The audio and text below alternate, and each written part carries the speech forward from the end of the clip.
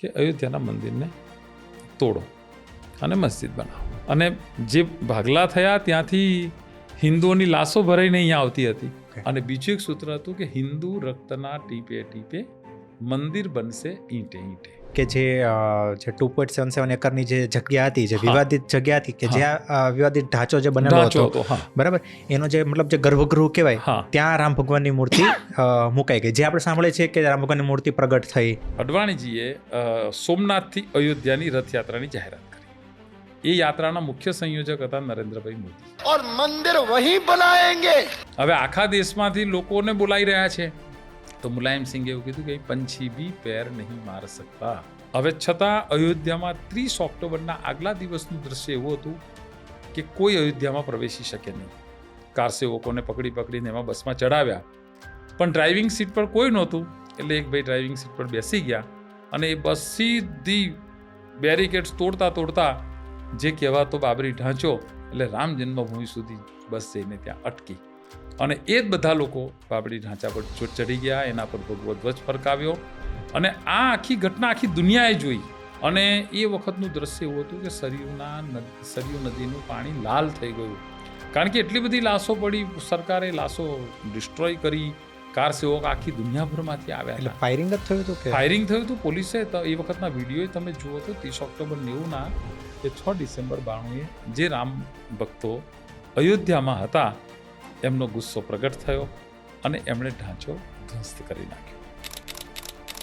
ખાસા 2200-2500 રામ સાધકો એ ઉત્તર ગુજરાતમાંથી અયોધ્યા જવા નીકળ્યા હતા. ત્યાં આહુતિ આપી અને લોકો સાબરમતી એક્સપ્રેસમાં બેઠા.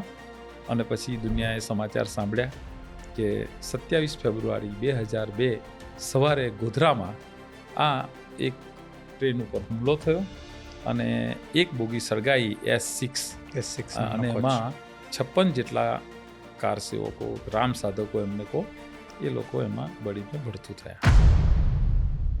હિન્દુ રક્તના ટીપે ટીપે મંદિર બનશે ઈટે ઈટે.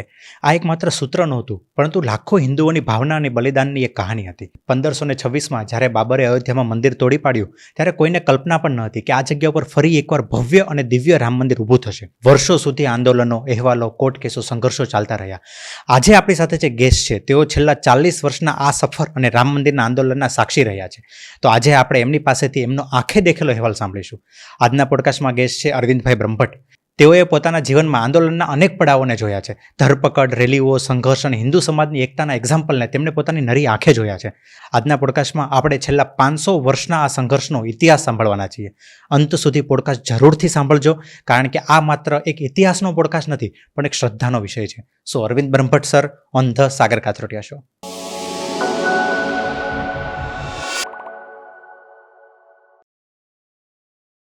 જય શ્રી રામ. જય શ્રી રામ. કેમ છો સર? બસ સરસ. રામ જન્મભૂમિ, બરાબર, આ એક એવો કોમ્પ્લિકેટેડ અને પેલો ચર્ચિત મુદ્દો છે, બરાબર, કે જ્યારે આના વિશે વાત થાય ને ત્યારે બધા સેન્સિટિવ થઈ જતા હોય છે. અને આ એવો એક કેસ આપણે કહી શકીએ કે જે કેસ માટે રામ ભગવાન પોતે લડ્યા હતા. તો ખાસ આજના પોડકાસ્ટમાં આપણે ઇન્વિટેશન આપવાનું રીઝન એ હતું કે જે રામ જન્મભૂમિ, જે રામ મંદિર, જે અયોધ્યામાં રામ મંદિર જે હમણાં પ્રતિષ્ઠા થઈ, તો એના વિશે જે શરૂઆતથી લઈને કે જ્યારે પહેલી વાર રામ મંદિર બન્યું ત્યારથી લઈને અત્યારે જે ફરીવાર એની પ્રતિષ્ઠા છે ત્યાં સુધીની જે આખી જે કથા છે, આખો જે ઇતિહાસ છે, એમાં ઘણું બધું થયું છે અને જેના આપણે બધા સાક્ષી રહ્યા છીએ, બરાબર.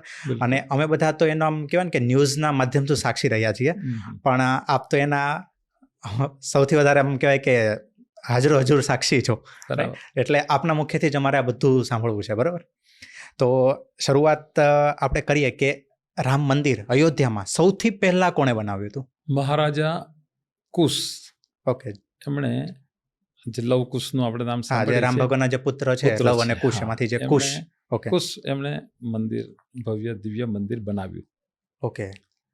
અને પછી એમની જનરેશન થતી ગઈ. સ્વાભાવિક છે કે રામ રાજ્યની કલ્પના વાળો વિષય તો હતો જ. હા.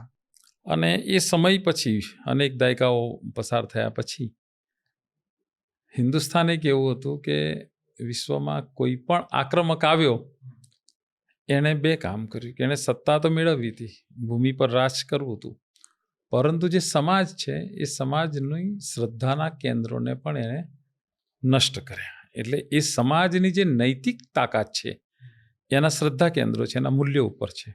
એટલે મહારાજા ઇતિહાસમાં પણ છે કે મિલિંદ નામના જે આક્રમક એક આવ્યો, ગ્રીક આક્રમક, એ મિલિંદે એ મંદિરને તોડ્યું. ઓકે, એ લગભગ ક્યારે થયું છે? એ હું માનું છું કે ઈસુના 150 સૈકા પહેલાની વાત હશે. અચ્છા, ઓકે, હા. રાઈટ. એટલે ઇતિહાસમાં એક ચર્ચા કે ભાઈ મહારાજા કુશે બનાવેલું મંદિર એ એ એ પછીનો પણ એક ઇતિહાસ છે કે મંદિર તો ક્રમશઃ ક્યાંય ને ક્યાં બનતું હોય. એમાં એ પહેલાં જે મંદિર બન્યું ને, મહારાજા વિક્રમાદિત્યનો એક ઉલ્લેખ છે. હા, ઉજ્જૈનના ઉજ્જૈનના મહારાજા. એમને છે કે એમણે તપશ્ચર્યા કરીને લક્ષ્મણ ઘાટ જે અયોધ્યામાં છે, એક ટેકરા ઉપર, આ સ્થાન ઉપર ભગવાન રામલલાનો જન્મ થયેલો છે એવું ઋષિ સાધુ સંતો અનેક લોકોએ એની શ્રદ્ધાના આધારે એ સ્થાન નક્કી થયું છે. ત્યાં મહારાજા વિક્રમાદિત્ય ભવ્ય મંદિર બનાવ્યું. મહારાજા કુશ પછી જે આક્રમણો આવ્યા હશે જીર્ણશીર્ણ થતા, અને મહારાજા વિક્રમાદિત્ય પછી મિલિંદનો સમય આવ્યો. ઓકે, હા. બરોબર. અને ગ્રીકો ગયા પછી સમયે જે કોઈ આક્રમકો આવ્યા એને હંમેશા આ દેશના શ્રદ્ધાના કેન્દ્રો પર હુમલા કર્યા, તોડવાનો પ્રયત્ન કર્યો. અને જે સ્થાનિક સમાજ છે, જે દેશનો સમાજ છે, જેને ભગવાન રામ માટેની શ્રદ્ધા છે, એ લોકોએ એને બચાવવાનો પ્રયત્ન કર્યો, એના માટે બલિદાનો આપ્યા. અને એ પણ સંઘર્ષની બહુ મોટી ગાથા એ આ રામ જન્મભૂમિ મંદિર નિર્માણના ઇતિહાસમાં જોડાયેલી છે. એટલે મિલિંદના આક્રમણ પછી એમ કહીએ તો અનેક સમય સુધી, કેટલીક વાર ખંડેર 200 વર્ષ આમ જ આ સ્થાન પડી રહ્યું હશે. ફરી પાછું કોઈ આવ્યું, ફરી કોઈ આવ્યું, કરતાં 1526-27માં બાબરે આક્રમણ કર્યું.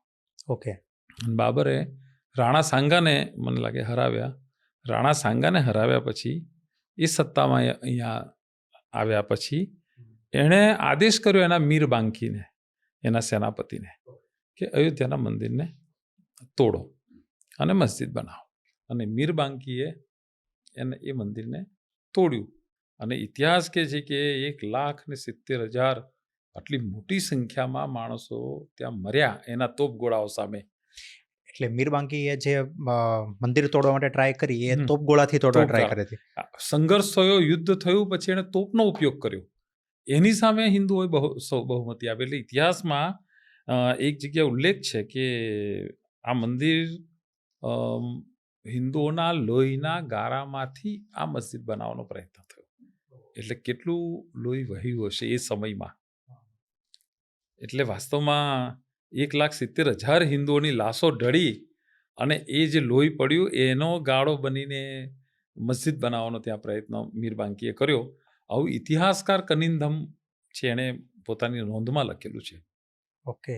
એટલે ઇતિહાસમાં આ બધા પ્રૂફ તો હતા જ કે મીર બાંકીએ મંદિર તોડવામાં એ ક્યારે સફળ થયો, તો આટલા હિન્દુઓએ બલિદાન આપ્યું, આટલું લોહી ત્યાં રેડાયું, એમાંથી એ કરવાનો એણે પ્રયત્ન કર્યો. એને બચાવવા માટે, સંઘર્ષ માટે અનેક લોકો આવ્યા. આજુબાજુના આપણા દેશમાં તો એટલા બધા દેશી રજવાડા હતા. ઇતિહાસમાં અનેક સાધુ સંતોએ સંઘર્ષ કર્યો, અનેક રામ ભક્તોએ સંઘર્ષ કર્યો, નાના મોટા રાજ્યો એમણે સંઘર્ષ કર્યો. એક વીટી નરેશ મહેતાજી, કે એ નામ મને એકદમ યાદ આવતું નથી, પણ એ તો બદ્રીનારાયણની યાત્રામાં હતા. કે એને ખબર પડી કે રામ જન્મભૂમિ પર આવી રીતે આક્રમણ થઈ રહ્યું છે, તો એ પોતે બદ્રીનારાયણની યાત્રા અટકાવીને 80,000 સૈનિકો સાથે આ બાજુ પ્રસ્થાન કર્યું રામ જન્મભૂમિની રક્ષા માટે. અને ઇતિહાસમાં ગુરુ ગોવિંદસિંહજીનો સમય પણ છે કે ગુરુ ગોવિંદસિંહજી પણ રામ જન્મભૂમિની રક્ષા માટે અહીંયા સુધી પહોંચ્યા હતા. એટલે 1526-27માં આ સ્થાનને તોડ્યું. એને મૂળ સ્વરૂપમાં કોઈ મસ્જિદ બનાવી શક્યું નહોતું, કારણ કે આપણા રક્તમાં છે, ધર્મ માટે, આપણી શ્રદ્ધાના ચિહ્નોની રક્ષા કરવા માટે આપણે બલિદાન આપવું એ આપણો તો ઇતિહાસ છે. અને એટલા માટે આપણા દેશના મહાપુરુષો, રાજાઓ, સાધુ સંતો સમયે બધા લોકોએ સંઘર્ષ કર્યો છે. એક રાણી જયરાજકુમારીનો પણ ઇતિહાસમાં ઉલ્લેખ આવે છે. પછી 1857માં પણ, કે સ્વાતંત્ર્ય સમર ફેલ ગયો, એ દરમિયાન જે હિન્દુ મુસ્લિમ એકતાની વાતો શરૂ થઈ, તો એક બાબા ચરણદાસ કરીને એક હતા, અને એક મુસ્લિમ પણ હતા. એ લોકોએ નક્કી કર્યું કે આનું સમાધાન થઈ શકે એમ છે.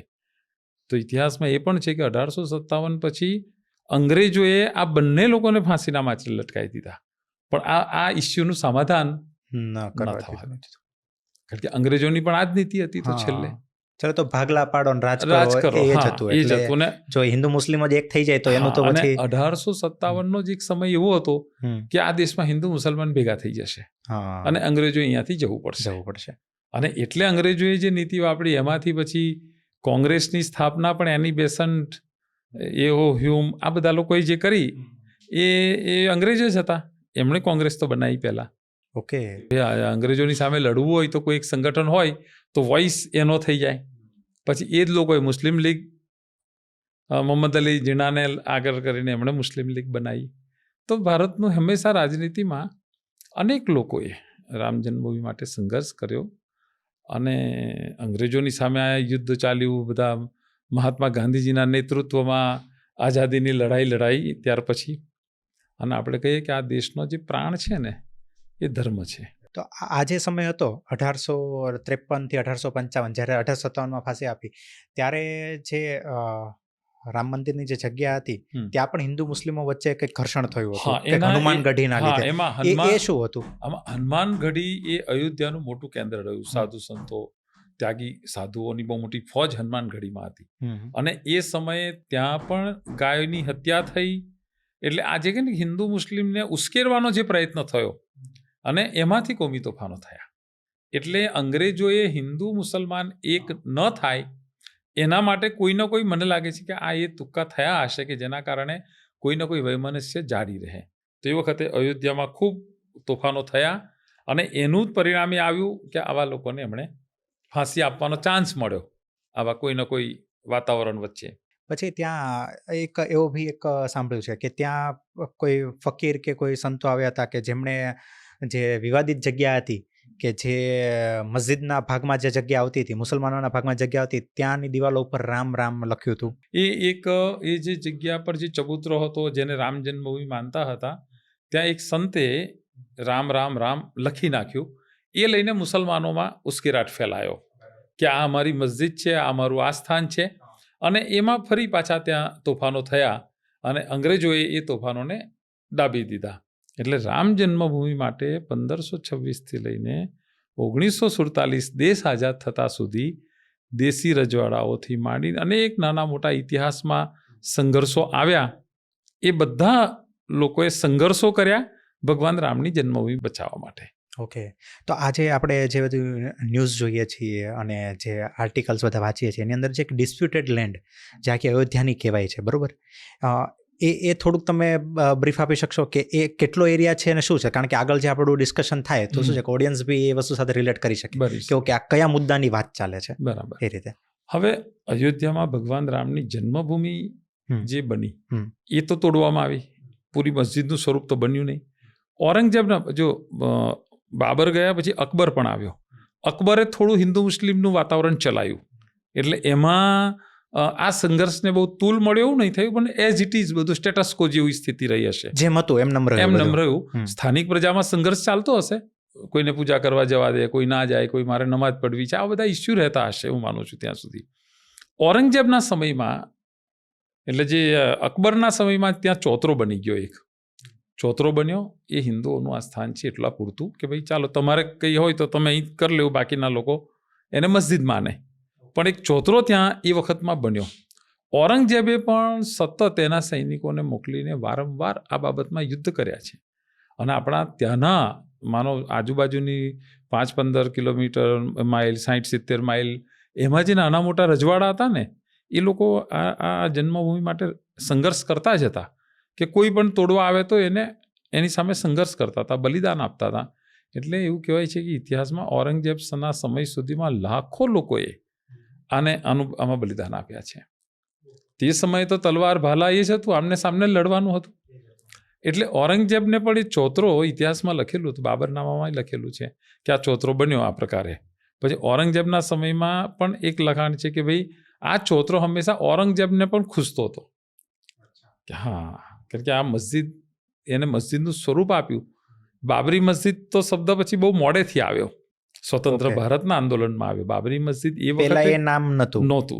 ત્યારે એને ખાલી મસ્જિદ તરીકે મસ્જિદ તરીકે. Okay. કારણ કે મુસલમાનો ઉત્તર ભારત એક એવું રહ્યું ને હમ. કે મંદિરો ખૂબ તોડ્યા મુસલમાનોએ. તમે દક્ષિણ ભારતના મંદિરો જુઓ, ત્યાં બચી ગયા મંદિરો.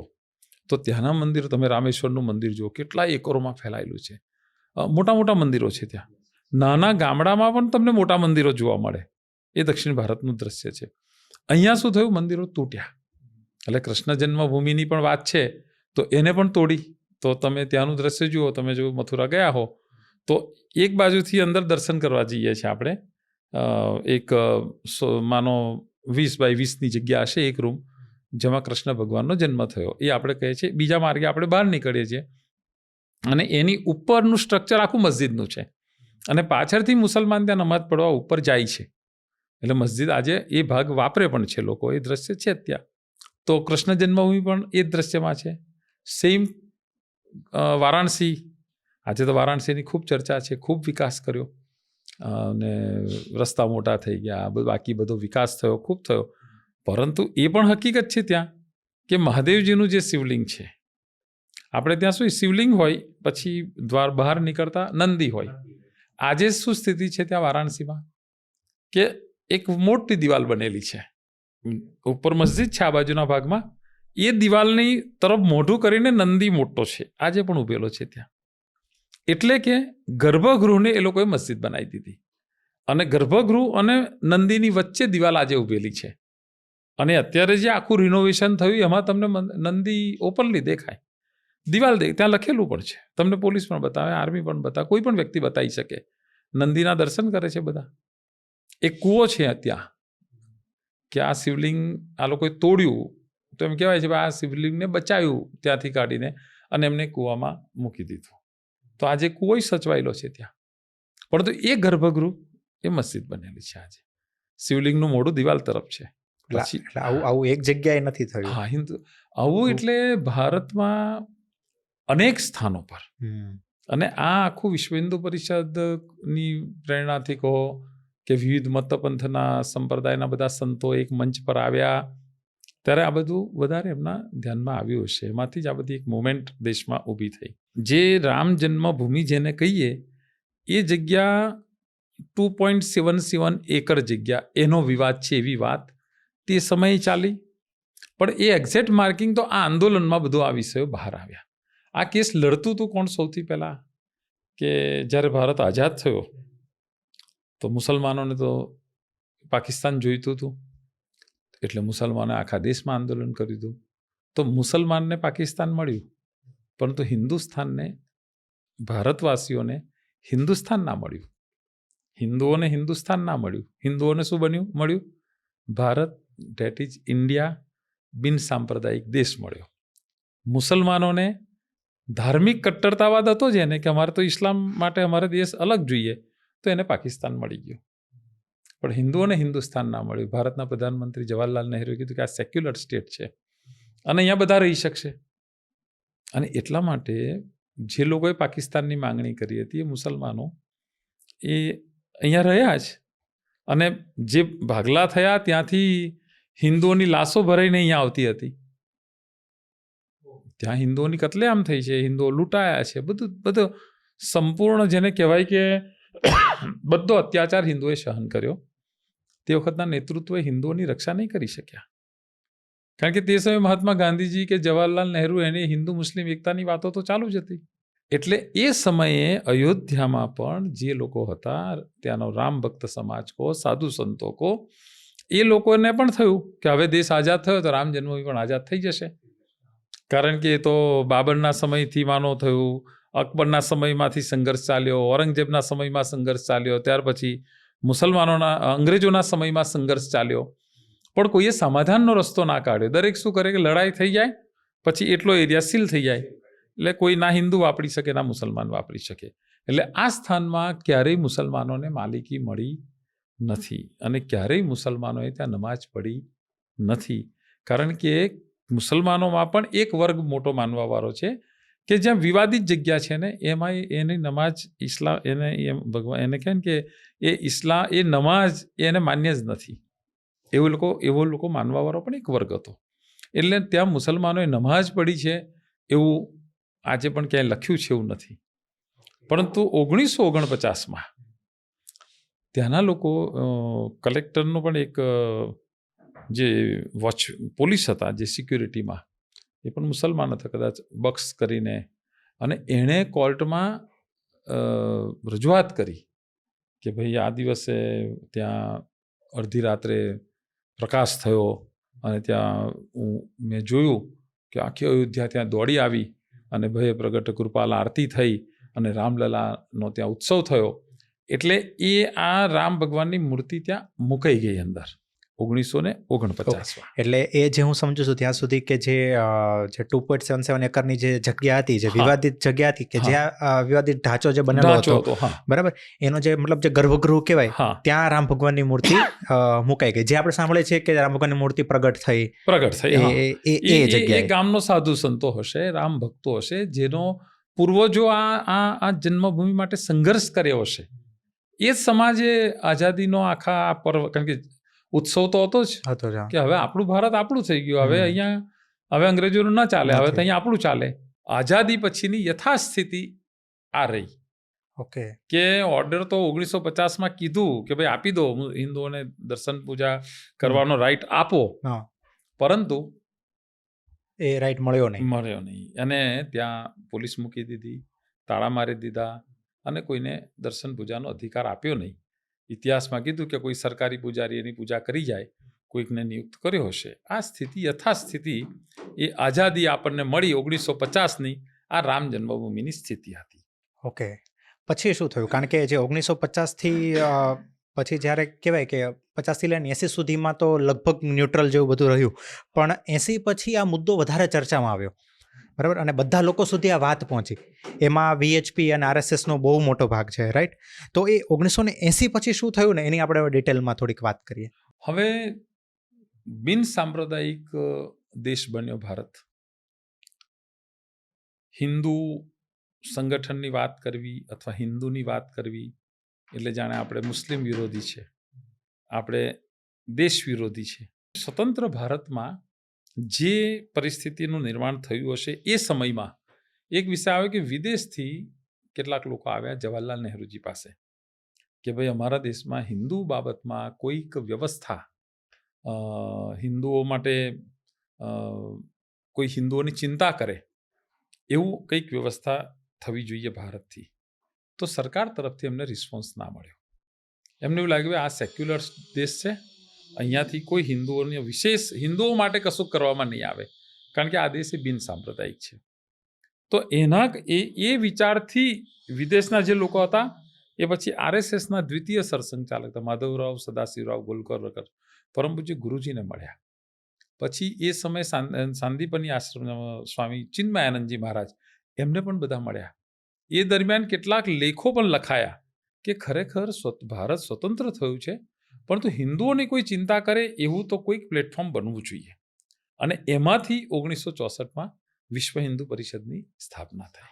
આટલા બધા મતપંથ સંપ્રદાય જે હિન્દુ સમાજમાં છે, આ બધાએ કમસે કમ હમસબ હિન્દુ એક છે, આ એક મંત્ર નીચે કમસે એ છત્ર છાયામાં તમે કોઈ પણ પંથના હોય, કોઈ પણ ભાષાના હોય, કોઈ પણ રીત રિવાજમાં માનો, પણ તમે સનાતન ધર્મના એક અંગ તરીકે હમસબ હિન્દુ એક હે એ છત્ર છાયામાં આવવું જોઈએ. આવા ઉદ્દેશ માટે વિશ્વ હિન્દુ પરિષદની સ્થાપના થઈ. એનું પરિણામે આવ્યું કે 1984માં એપ્રિલમાં 7-8-9 એપ્રિલ 1984 દિલ્હીમાં આ બધા સંતોને ભેગા કર્યા. વિશ્વ હિન્દુ પરિષદ માનની અશોકજી સિંગલ મહામંત્રી હતા વિશ્વ હિન્દુ પરિષદના.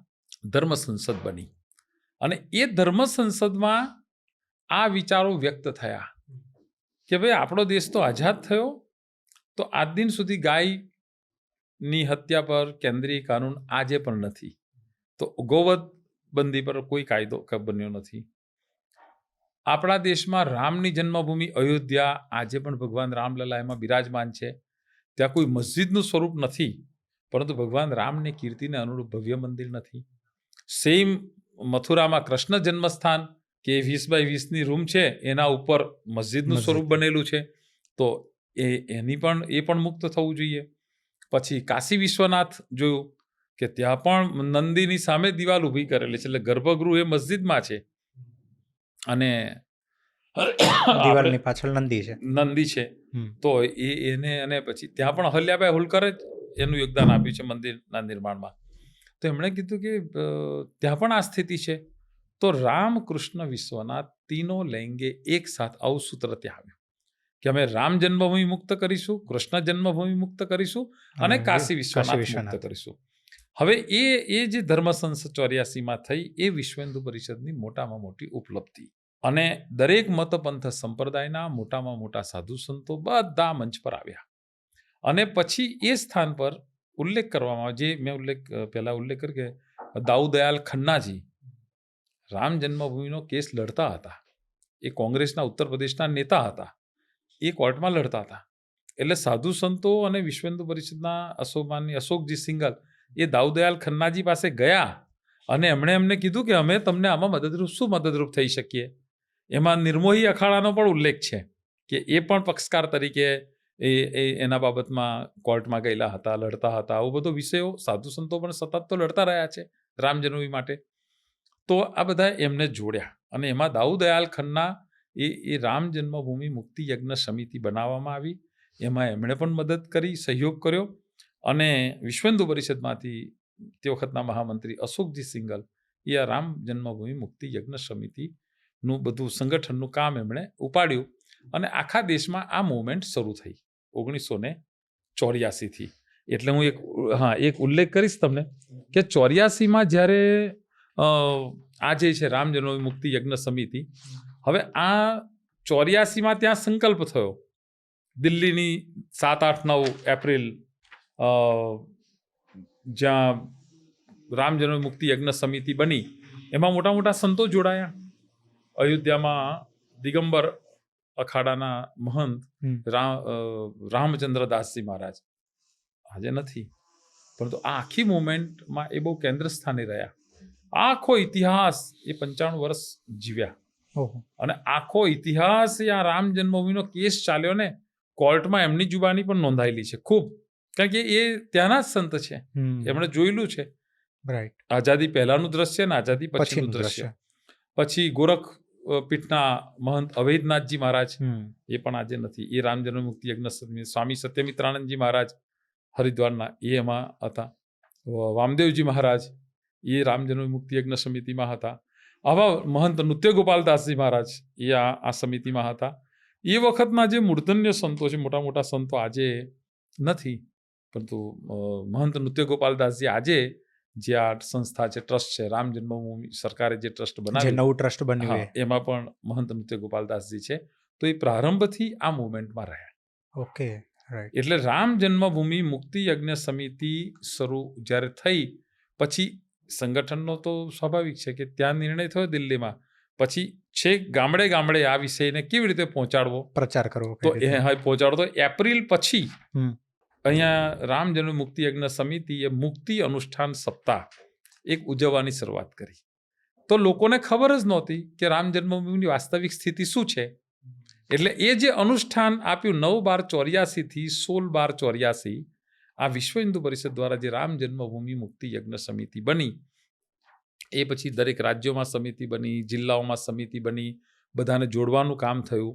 અને પ્રારંભ તો એક હતું કે દેશને બતાવવામાં આવે કે આપણો દેશ આઝાદ થયો, આપણા ગામનું રામજી મંદિર ભવ્ય દિવ્ય છે, પરંતુ પ્રભુ રામ જ્યાં જન્મ્યા હતા એ સ્થાન પર આજે તાળા લાગેલા છે. ત્યાં કોઈ પૂજારી, ત્યાં આપણે દર્શન પૂજા નથી કરી શકતા. તો એને જેલમાં ભગવાન રામ છે આવા કટઆઉટ થયા. પછી રામ જાનકી રથયાત્રા શરૂ કરવામાં આવી કે ભાઈ લોકોને ખબર કેવી રીતે પડશે. તો આ રથયાત્રાઓ જનજાગરણ માટે જ ગામડે ગામડે નીકળી અને આ બધું કામ વિશ્વ હિન્દુ પરિષદના બેનર હેઠળ અને સાધુ સંતોના નેતૃત્વમાં થયું. પછી કેટલાય કાર્યક્રમો કરવામાં આવ્યા કે ભાઈ એ સમયમાં આમાં આ પત્રિકામાં એક ઉલ્લેખ છે જે ખાસ કે અહીં આખા દેશમાંથી મુખ્યમંત્રી ઉત્તર પ્રદેશ અને પ્રધાનમંત્રી એને પત્રો લખવા, એને આવેદનપત્રો આપવા, પછી ગામે ગામ સૂત્રોચ્ચાર લખવા, ગામ સમસ્ત ભેગા થઈને પ્રસ્તાવ પારિત કરવામાં આવે કે ભાઈ પ્રભુ રામની કીર્તિના ભવ્ય મંદિરનું નિર્માણ કરવામાં આવે. આવું જનજાગરણનું કામ ધીમે ધીમે ધીમે શરૂ કરવું. અને દરેક ગામડા સુધી આ વાત લોકો સુધી પહોંચાડવામાં પહોંચાડે. આવે. ઓકે, પછી એક તમે જે આ વાત કરી કે 84-85માં આ બધું થયું, બરાબર. 89ના સમયમાં ત્યાં શિલાન્યાસ કરવામાં આવ્યો હતો. હા, right? એટલે તો એ એ શું હતું? કારણ કે મંદિરને તો ત્યારે તાળા જ હતા. હા, તાળા જ હતા. એટલે હા. એ પહેલા હા. 84માં એક કામ આ જનજાગરણ શરૂ થયું ને, હા. પછી અયોધ્યાથી લખનૌ હા. એક રામ જાનકી રથયાત્રા, ઓકે. રામ લક્ષ્મણ જાનકી જય બોલો હનુમાનજી, 3 મૂર્તિ પ્રતિમા હતી.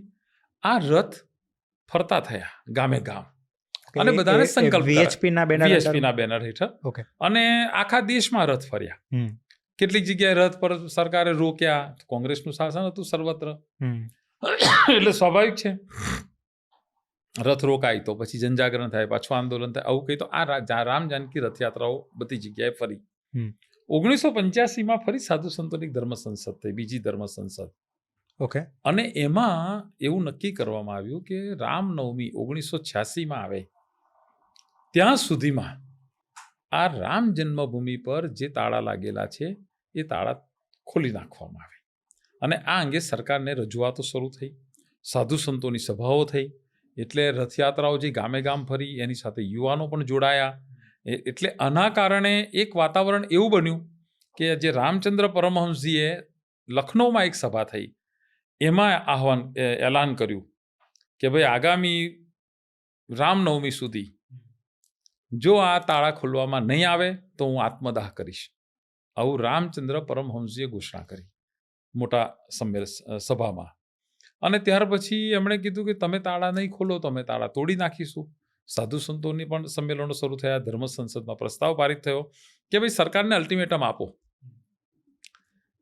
તો અલ્ટિમેટમ અને જનજાગરણ જે ઉત્તર પ્રદેશ આખામાં થયું, આખા દેશના પણ રિપોર્ટ સરકાર પાસે ભેગા થયા હશે કે ભાઈ અયોધ્યાની માંગ જબરજસ્ત ઉઠી રહી છે. કોંગ્રેસનું શાસન હતું એ સમયે.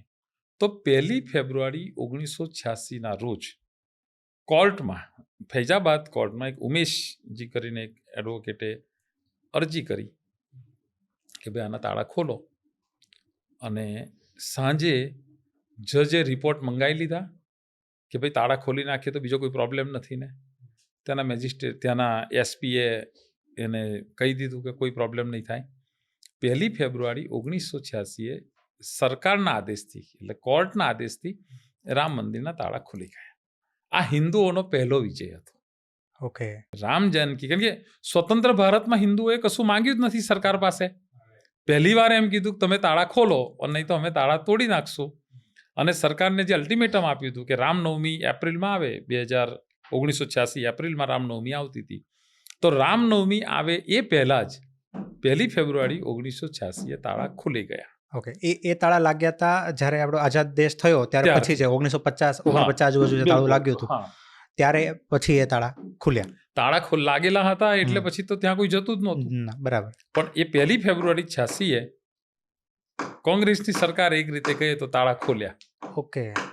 પછી ત્યાં પછી શું અને થયું? તાળા ખોલ્યા પછી ફરી એવું છે ને કે એકવાર તમને એક જીત મળે, એકમાં તમે વિજય થાવ એટલે પછી બીજું સ્ટેપ આવે, નેક્સ્ટ ગોલ દેખાય. હા. એટલે સરકારે જ્યારે આ તાળા ખોલ્યા પણ ફરી પ્રતિબંધ તો મૂકી જ દીધો હતો. તાળા ખોલ નાખ્યા, પરંતુ સરકારના તાબામાં હતું બધું. એટલે દર્શન કરીને તમે નીકળી શકો. સરકારે પૂજારી નિયુક્ત કરી દીધો છે, ત્યાં ભોગ પ્રસાદ બધું ધરાવાય છે, પરંતુ કોઈના તાબામાં એને આઝાદ નહોતું કરેલું. ઓકે. એટલે ફરી જ્યારે 1987માં ધર્મ સંસદ ત્રીજી થઈ, એમાં એક એવું નક્કી કરવામાં આવ્યું કે ભાઈ આપણે કીધું ને, આપણે તાળા ખુલી ગયા, પરંતુ હવે શું, આગળ શું? તો એ સમયે આખી જગ્યા 2.77 એકરવાળી જે જગ્યાની વાતો છે એ સમયે શરૂ થયું કે આ રામ જન્મભૂમિની જગ્યા છે 2.77 એકર. આ જગ્યા એ સરકારે તો વિવાદિત કીધું. હવે આખા દેશમાં સાધુ સંતો એક કાર્યક્રમ આપ્યો કે ભાઈ જો સૌથી પહેલાં જે મંદિર બન્યું એ મહારાજા કુશે બનાવ્યું, વિક્રમાદિત્ય બનાવ્યું, પછી મિલિંદ નામના માણસે તોડ્યું, પછી અનેક લોકો આવતા ગયા, મંદિર તોડતા ગયા, આપણે બલિદાન કરતા ગયા.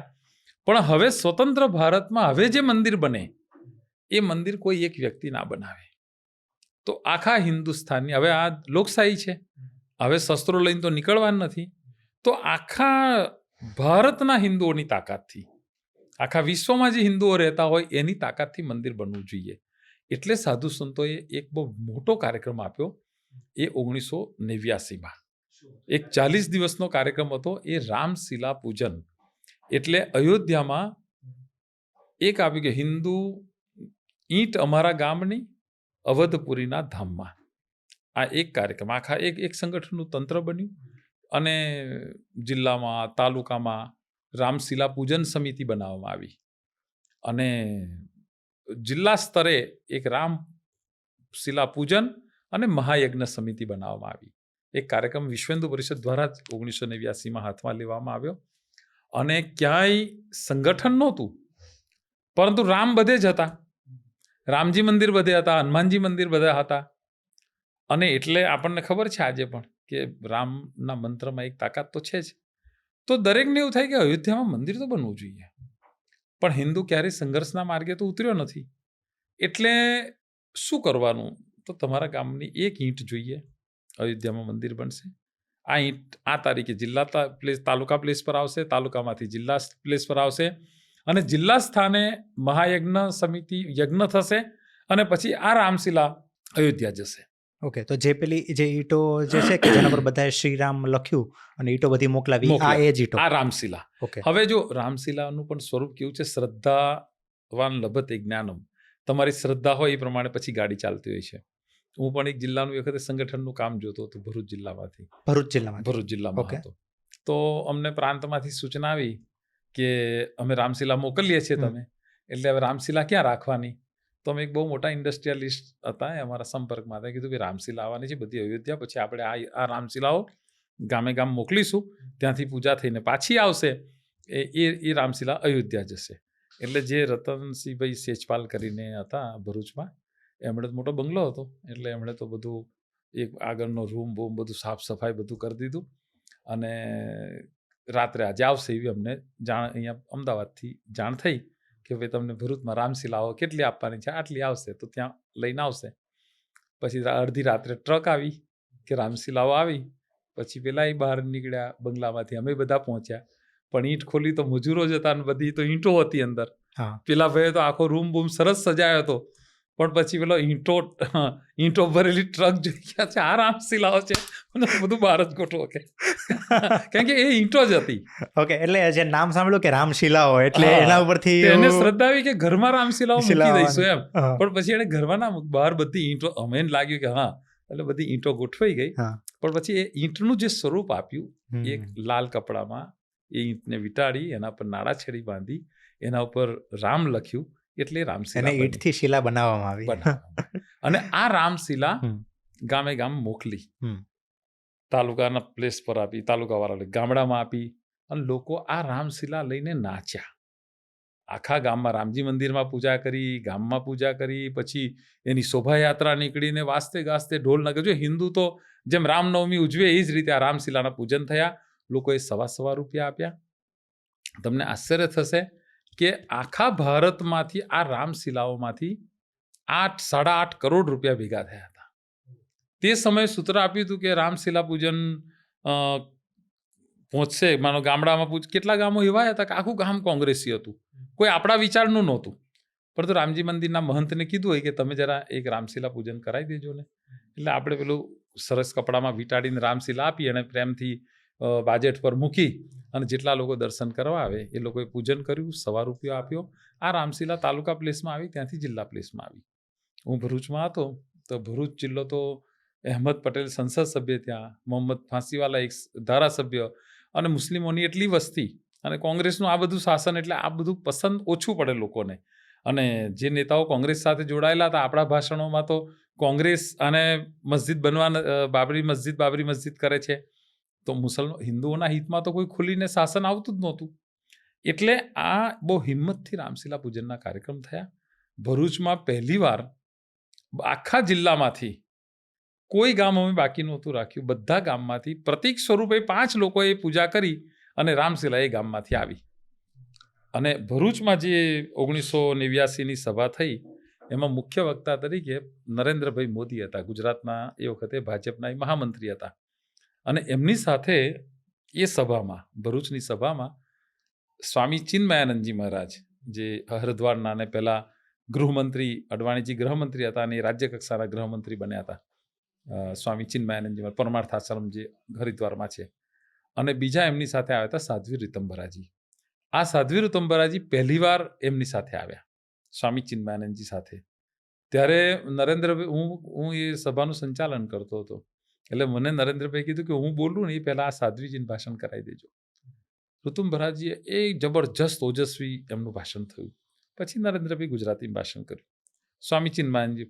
પરંતુ એ રામશિલાઓમાં એક આખા દેશમાં, આ બધી રામશિલા અમદાવાદ આવી, અમદાવાદ બાપુનગરમાં એટલી વિરાટ સભા થઈ હતી.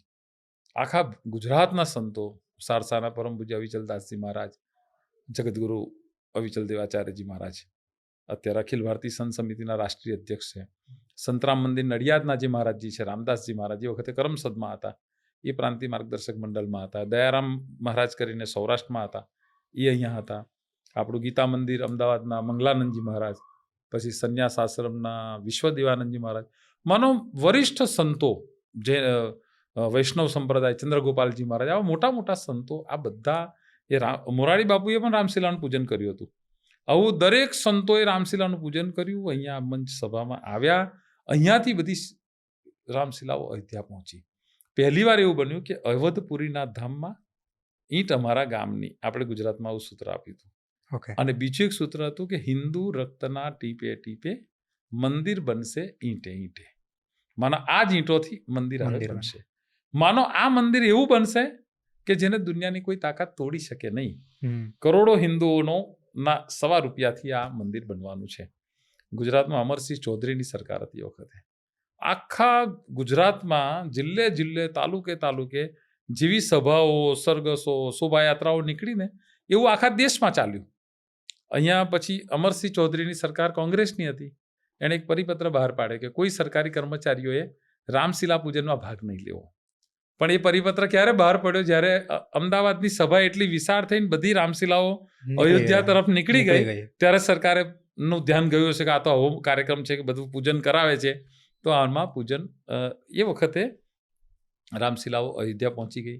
ફરી દેશભરના સાધુ સંતોને બધા અયોધ્યામાં હતા. અને એ હવે આ આખી વિવાદિત જગ્યાનો વિષય આવ્યો કે જે ઢાંચો ઊભો છે, જેને આપણે રામ જન્મભૂમિ કહીએ છીએ, અને જેને મુસલમાનો બાબરી મસ્જિદથી ઓળખે છે, આ 2.77 એકર જગા અને આ ઢાંચો ઉભેલો છે, એ રામ જન્મભૂમિ પરિસર છે. હવે આપણે કીધું કે મારે શિલાન્યાસ કરવાનો છે. આખા દેશમાંથી, લાખો ગામોમાંથી રામશિલાઓ અયોધ્યા પહોંચી, આખા દેશની જનતા અયોધ્યા પહોંચી. એ વખતે કેન્દ્રીય પ્રધાન બુટાસિંહ હતા, હોમ મિનિસ્ટર. તો બુટાસિંહ લખનૌ આવ્યા અને આ રામ જન્મભૂમિ મુક્તિ યજ્ઞ સમિતિના લોકો જોડે વાટોઘાટો કરી. અને એમણે આખો નકશો, એ વખતે જ સાધુ સંતોએ કેવું મંદિર બનશે, કે 270 ફૂટ લાંબુ હશે, આટલા ફૂટ ઊંચું હશે, એક નકશો મંદિરનો પ્રચારિત કર્યો હતો.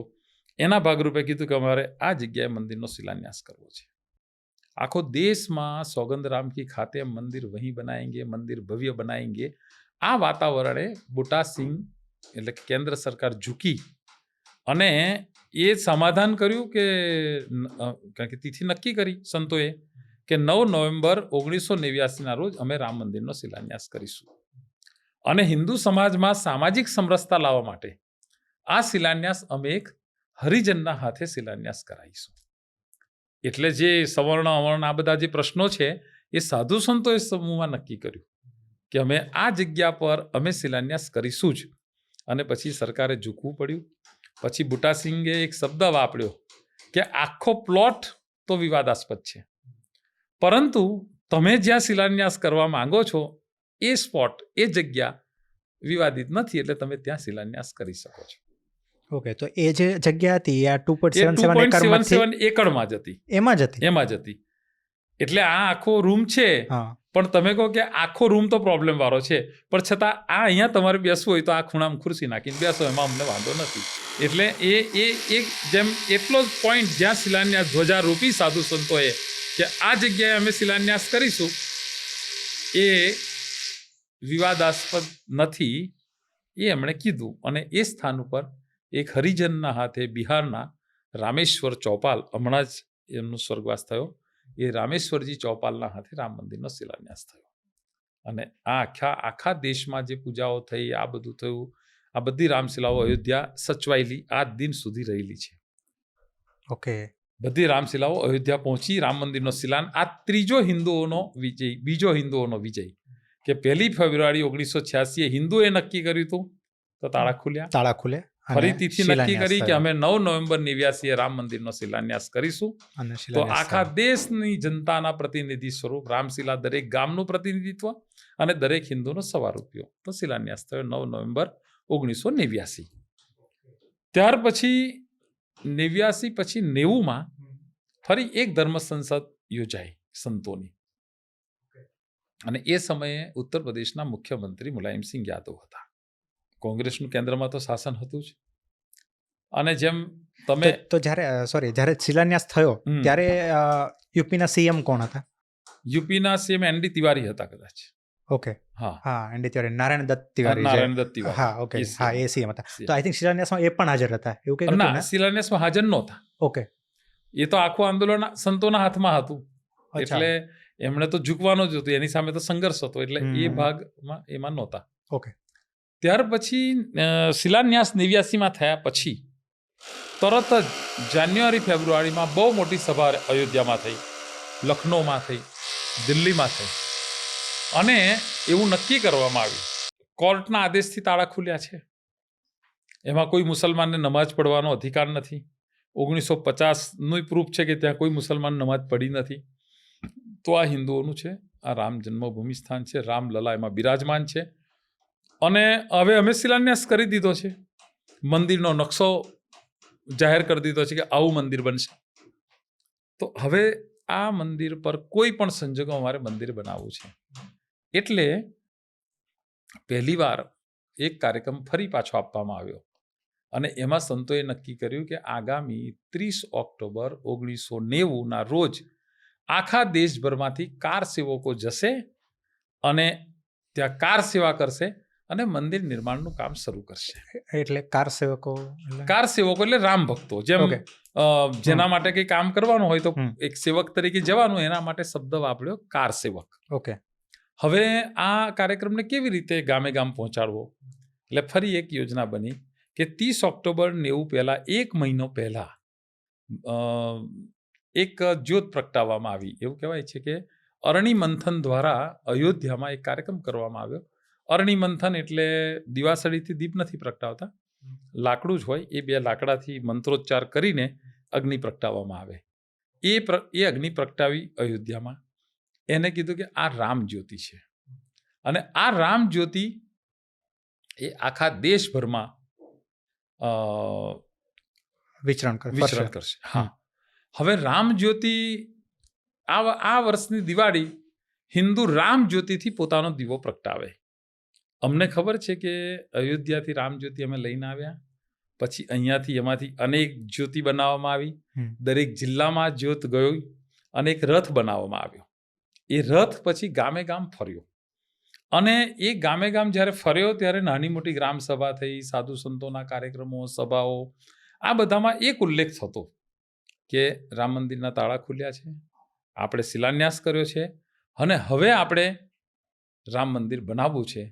તો ગઈ વખતે આપણે રામશિલા મોકલી છે, સવારૂપિયો આપણો મોકલ્યો છે, આ વખતે આપણે જાતે જવાનું છે એક કાર સેવક તરીકે. ઓકે. આજે રથયાત્રા તમે કીધું છે ગામે ગામે પહોંચી, આ એ જ રથયાત્રા કે જે સોમનાથથી શરૂ થઈ હતી?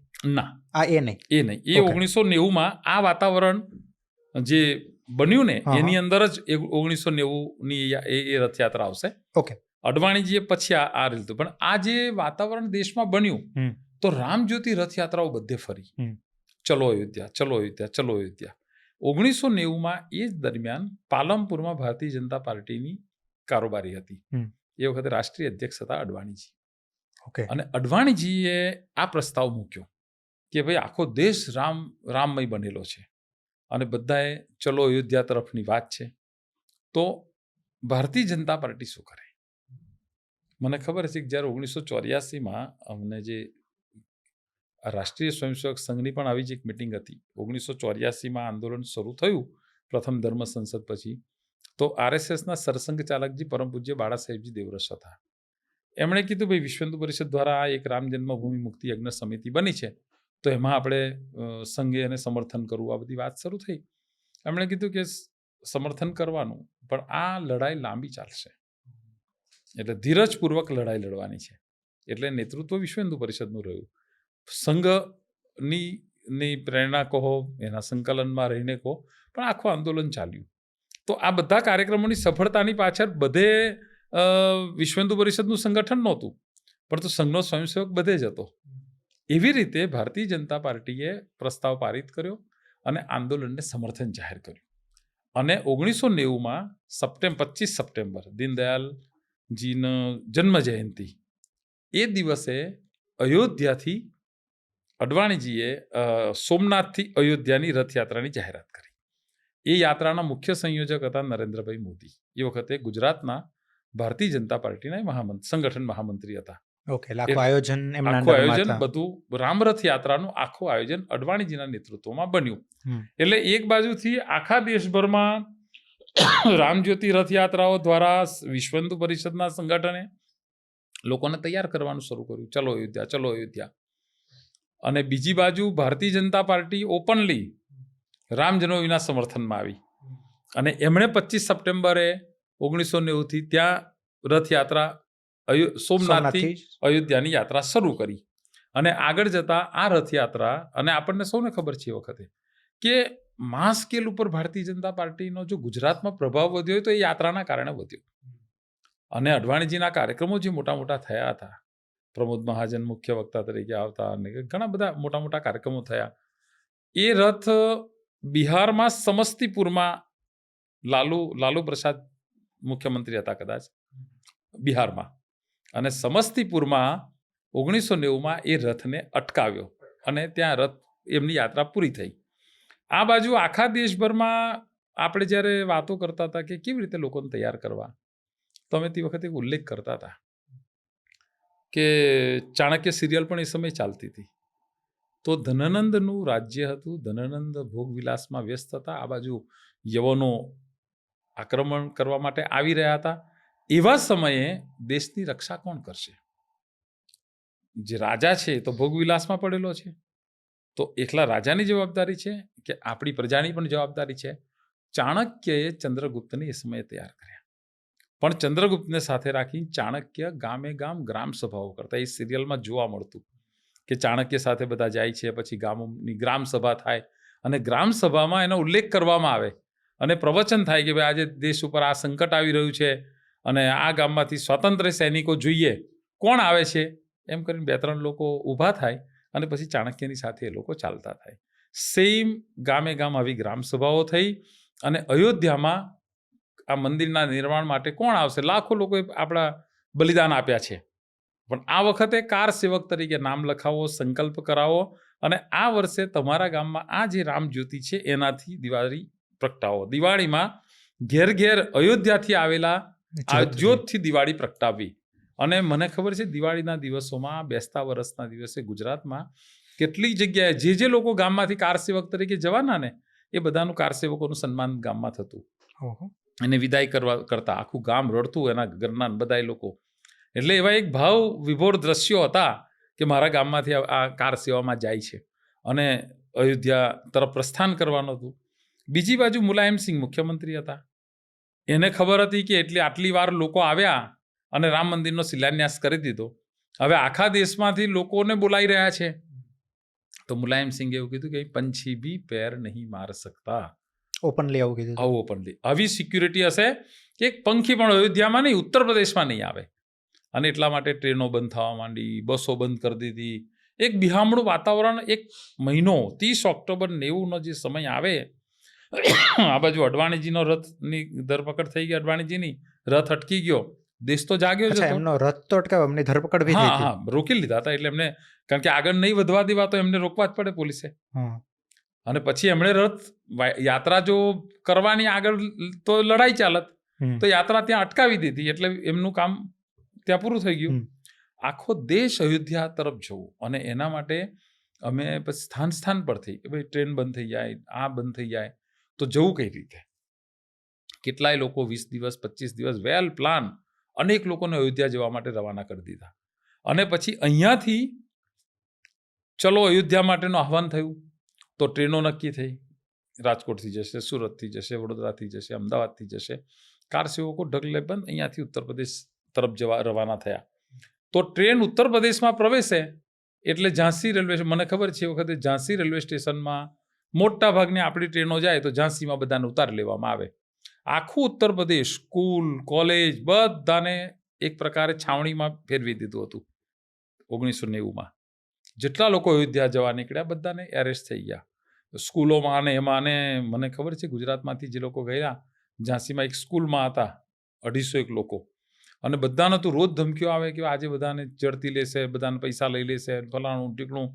પરંતુ સ્થાનિક જે રામ ભક્ત સમાજ હતો એણે એ લોકોની જમવા કરવાની વ્યવસ્થા કરી. પોલીસે તો બધાને એક સ્કૂલમાં પૂરી દીધા કે ભાઈ કોઈ જવાન નથી અયોધ્યા, પણ એ લોકોની વ્યવસ્થા કોણ કરે? તો એ ગામના લોકોએ કરી. હવે છતાં અયોધ્યામાં 30 ઓક્ટોબરના આગલા દિવસનું દ્રશ્ય એવું હતું કે કોઈ અયોધ્યામાં પ્રવેશી શકે નહીં. અને અનેક લોકો પગે ચાલતા આમ તેમ કરતા પણ અનેક લોકો અયોધ્યામાં છોપી રીતે જાય એવી યોજના સંગઠનની પણ બની હશે કે ડિટર્મિન હતા. પત્રકારો, આખી દુનિયાના પત્રકારો ત્યાં હતા. એક પત્રકારે એવું લખ્યું હતું કે ભાઈ 30 ઓક્ટોબર 90 કોઈ એક ઈંટ પણ આ કહેવાતા ઢાંચા પર જો મારી દે તો આપણે એવું માનીશું કે કાર સેવા થઈ ગઈ.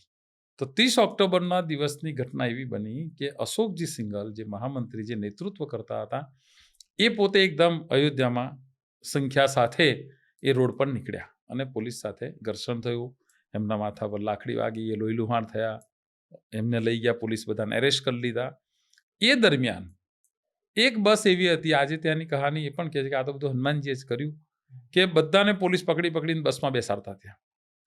તે સમય પછીનો સમયમાં જે બેરીગેડ્સ હતા, તે સમયે જે બેરીગેડ પોલીસે લગાડ્યા હશે એ જે હશે, પરંતુ સ્થિતિ એવી બની કે જે બસમાં પોલીસે બધાને બેસાડ્યા, કાર સેવકોને પકડીને એમાં બસમાં ચડાવ્યા, પણ ડ્રાઇવિંગ સીટ પર કોઈ નહોતું. એટલે એક ભાઈ ડ્રાઇવિંગ સીટ પર બેસી ગયા અને એ બસ સીધી બેરીકેડ્સ તોડતા જે કહેવાતો બાબરી ઢાંચો એટલે રામ જન્મભૂમિ સુધી બસ જઈને ત્યાં અટકી. અને એ જ બધા લોકો બાબરી ઢાંચા પર ચડી ગયા, એના પર ભગવો ધ્વજ ફરકાવ્યો. અને આ આખી ઘટના આખી દુનિયાએ જોઈ કે પહેલીવાર હિન્દુઓએ નક્કી કર્યું હતું અને 30 ઓક્ટોબર 90ની ઉપર ઢાંચા પર ભગવો ધ્વજ ફરકાવી અને કાર સેવા કરી. અને ત્યાર પછી આનો બદલો સરકારે લીધો અને તે સમયમાં 30 ઓક્ટોબર અને 2 નવેમ્બર સુધી 3 દિવસ પોલીસે ત્યાં એવું કહેવાય છે કે નરસંહાર મતલબ કર્યો. અને જે શરદ કોઠારી, રામ કોઠારી આ ઢાંચા પર જેમણે ભગવો ધ્વજ ફરકાવ્યો હતો એ બંને કોઠારી બંધુ શહીદ થયા. જે આ કોઠારી બ્રધર્સ જે અમદાવાદના જ કલકત્તાના છે. કલકત્તાના છે. હા, બંગાળના હતા. એ કોઠારી બંધુ શહીદ થયા 30 ઓક્ટોબર 90.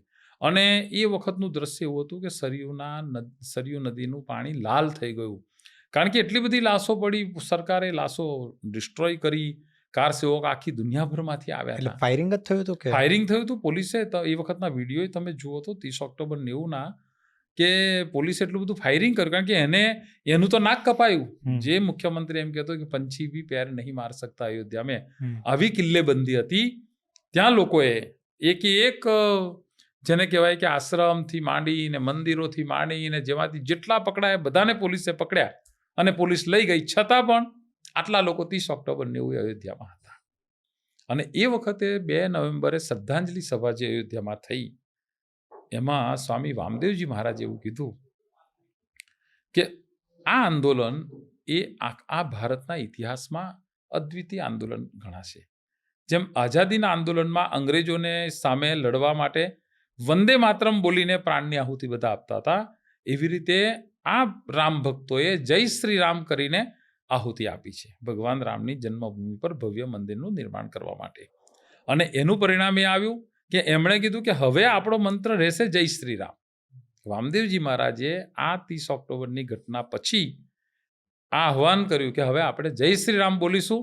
જય શ્રી રામ બોલીએ એટલે એક નવી શક્તિ, નવી ચેતના એ હિન્દુ સમાજને આપશે. અને ત્યારથી જય શ્રી રામ ચાલ્યું. અને આ આખું એક એપિસોડ કહીએ તો કે કાર સેવા એ હિન્દુઓએ કીધું હતું અને હિન્દુઓએ કર્યું.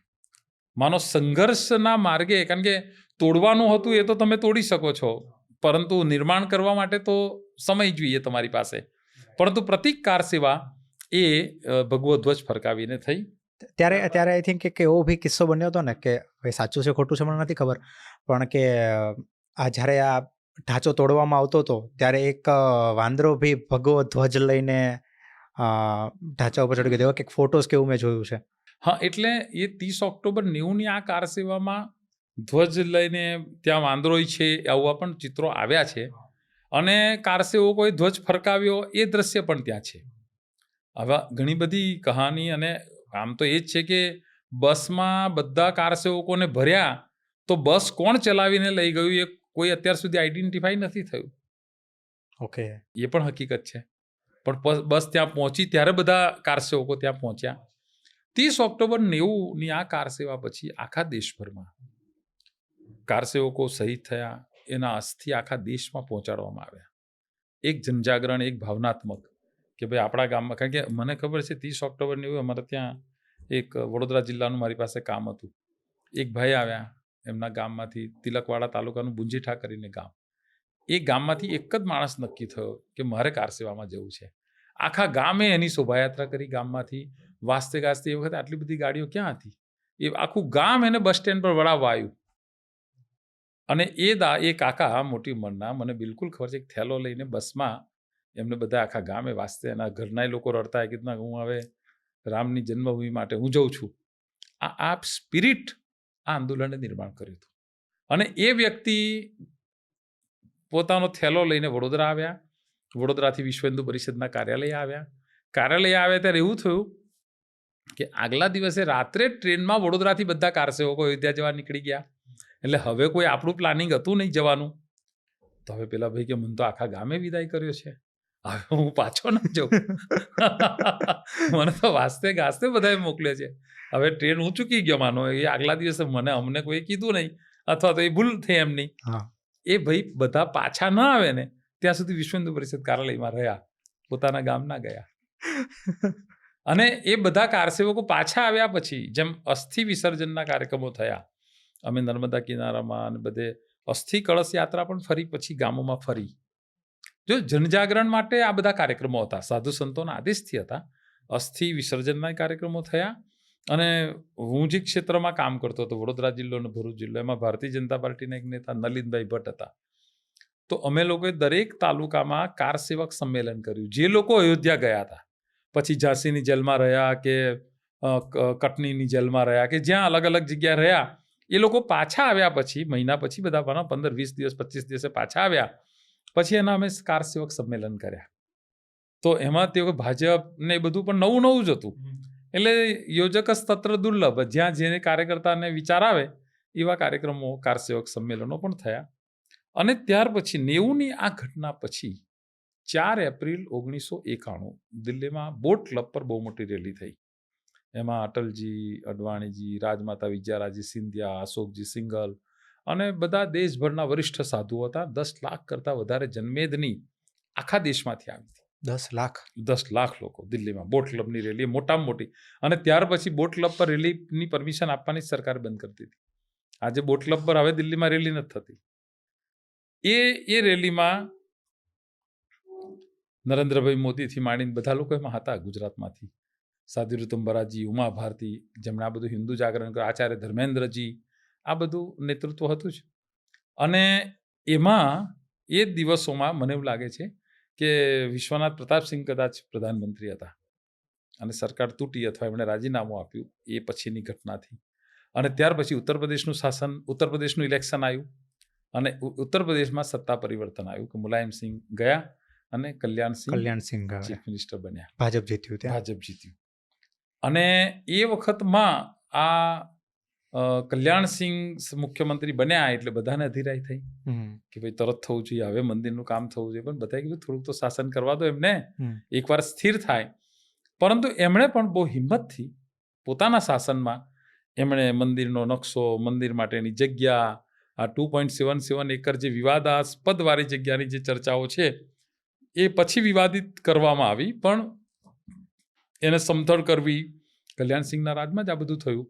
સરકારે જે જગ્યા આપી તો ઉબડખાબડ હતી, તો અને આખું મંદિરનું નિર્માણનું કામ અશોકજી સિંઘલ, જે વિશ્વ હિન્દુ પરિષદના મહામંત્રી હતા, જેમના નેતૃત્વમાં આંદોલન ચાલતું હતું, અને આખા ભારતનો સંત સમાજ એ અશોકજી સિંઘલને ના આદેશ ઉપર ચાલતો હતો, એવું એક દ્રશ્ય દેશમાં ઊભું થયું હતું. તો એમણે એ સમયે કાર્યશાળા શરૂ કરી. કલ્યાણસિંહજીએ સત્તામાં બેઠા, ત્યાં ભૂમિ સમથળ કરવી, આ તે બધું સરકારી કામકાજ શરૂ થયું. અને આ બાજુ મુસલમાનોએ બાબરી મસ્જિદ એક્શન કમિટી બનાવી દીધી. કેટલાય એ લોકોના પણ કાર્યક્રમો ચાલ્યા. ઘણા બધા બાબરી મસ્જિદ એક્શન કમિટી પણ વિરોધમાં હતી. કોઈ કોર્ટ કચેરીમાં પાછા ગયા, નવા કોર્ટ કેસ થયા.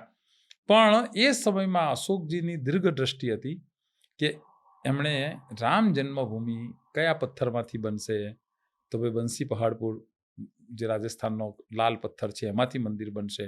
તો એ પથ્થરો અયોધ્યામાં આવ્યા. અયોધ્યામાં કાર્યશાળા શરૂ કરી. માનો જ્યારથી પૈસા આવ્યા 8 કરોડ રૂપિયા રામશિલા પૂજનના, ત્યાર પછીથી પથ્થરોનું કામ અયોધ્યામાં શરૂ થયું. અને એ પથ્થરોનો ઉપયોગ આ નવું જે મંદિર બન્યું એમાં એનો ઉપયોગ ચોક્કસ થયો. આ રામશિલાઓ ત્યાં જ સચવાઈ, આખા દેશમાંથી આવેલી કાર્યશાળામાં.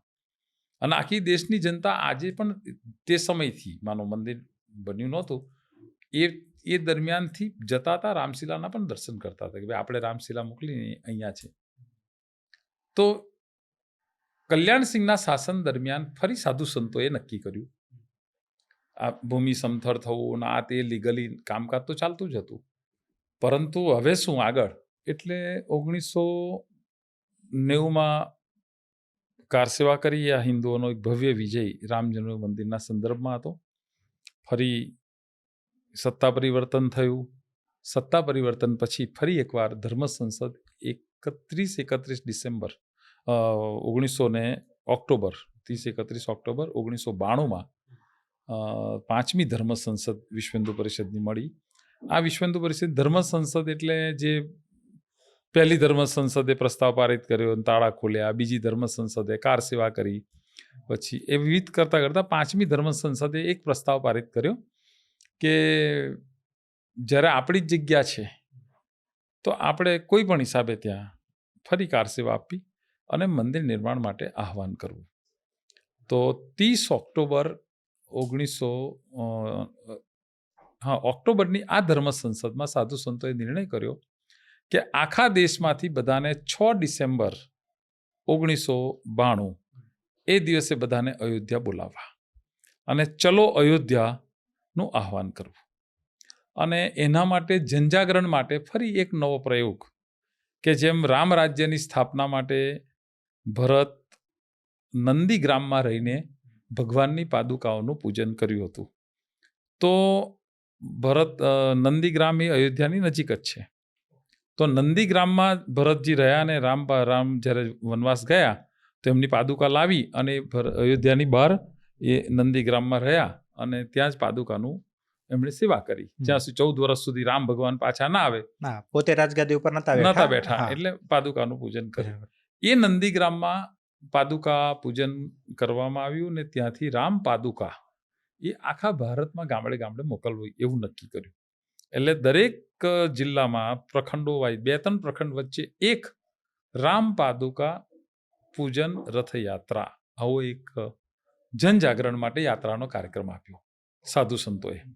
અને એના દ્વારા રામ પાદુકા પૂજન જ્યારે રથયાત્રા ગામમાં આવે ત્યારે આપણે કહેવાનું છે, એક અપીલ કરી સાધુ સંતોએ કે ભાઈ 1 ફેબ્રુઆરી 86 તાળા ખોલ્યા, 30 ઓક્ટોબર 9 નવેમ્બર 89 આપણે રામ મંદિરનો શિલાન્યાસ કર્યો, 30 ઓક્ટોબર 90 ઢાંચા પર આપણે ભગવો ધ્વજ ફરકાવીને કાર સેવા કરી, પરંતુ હજુ મંદિર નિર્માણનું કામ પૂરું થયું નથી. હવે સત્તા પરિવર્તન આવ્યું છે તો ચલો અયોધ્યા, આપણે જાતે કાર સેવા કરીને મંદિરનું નિર્માણ કરવાનું છે. એ સમયે ઉત્તર પ્રદેશના મુખ્યમંત્રી હતા કલ્યાણસિંહ.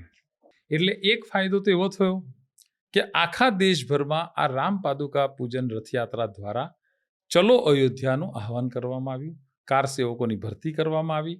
અને ઉત્તર પ્રદેશનું શાસન ભારતીય જનતા પાર્ટીનું હતું, એટલે રામ ભક્તોનું હતું, એટલે કોઈને ડરવાનો તો પ્રશ્ન જ નહોતો.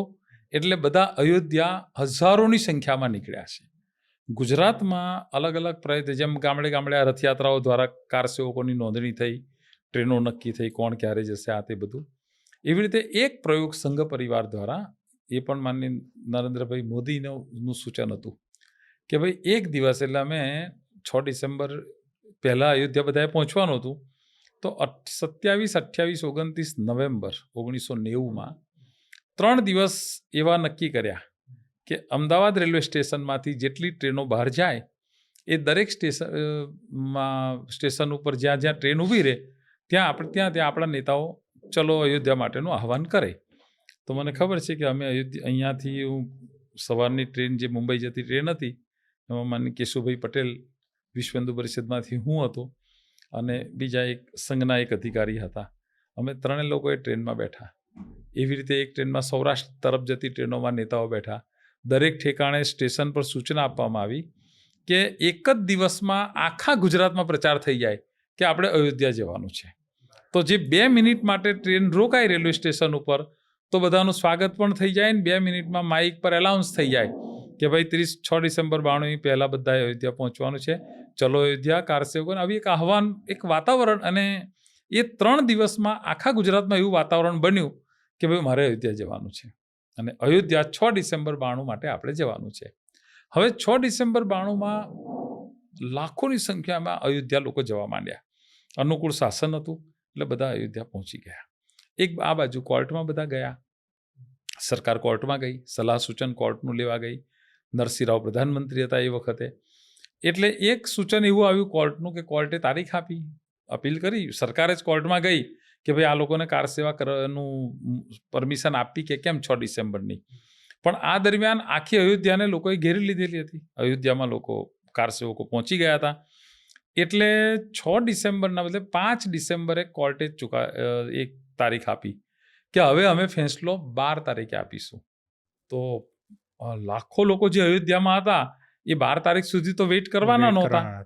પરિણામ એ આવ્યું કે 6 ડિસેમ્બર 92એ જે રામ ભક્તો અયોધ્યામાં હતા એમનો ગુસ્સો પ્રગટ થયો અને એમણે ઢાંચો ધ્વસ્ત કરી નાખ્યો.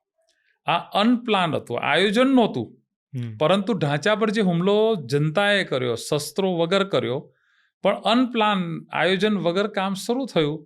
એ યોજનાપૂર્વક કામ પૂરું થયું અને એવું કહેવાય છે કે 5 કલાકમાં આ ઢાંચો લોકોએ પોતાના હાથથી ધ્વસ્ત કર્યો અને એનો કાટમાળ સરયુમાં વહાવી દીધો. આ ઢાંચો 6 ડિસેમ્બર 92 ઢાંચો તૂટ્યો. આ વાત આખા વિશ્વની નજરમાં આવી કે પહેલીવાર હિન્દુઓ ભેગા થઈને કોઈ સ્થાન તોડી નાખે કે તમે ન્યાય નહીં આપો, આ અમારી રામની જન્મભૂમિ છે, આ મસ્જિદ નથી, છતાં તમે બાબરી મસ્જિદ એને કહેતા હોય તો આ સ્થાનને ન પેલું કહે ને કે ન બચેગી બાંસ ન બનેગી બંસરી, ન રહેગા બાંસ ન બચેગી બાંસુરી. તો એ ઢાંચો ધ્વંસ થયો 6 ડિસેમ્બર 92. તો જે યુપીના સીએમ હતા ત્યારે જે કલ્યાણસિંહજી, એમણે આઈ થિંક એવું હતું કે આશ્વાસન આપ્યું હતું કે ત્યાં બધું આવું કંઈ થશે નહીં અને એક બધું શાંતિથી આ જે બધું હતું એ પૂર્ણ થશે. પણ આવું બધું થયું તો પછી શું થયું? આ ઘટના બનવાના કારણે એમણે મુખ્યમંત્રીએ રાજીનામું આપવું પડ્યું. કલ્યાણસિંહજી રાજીનામું આપ્યું.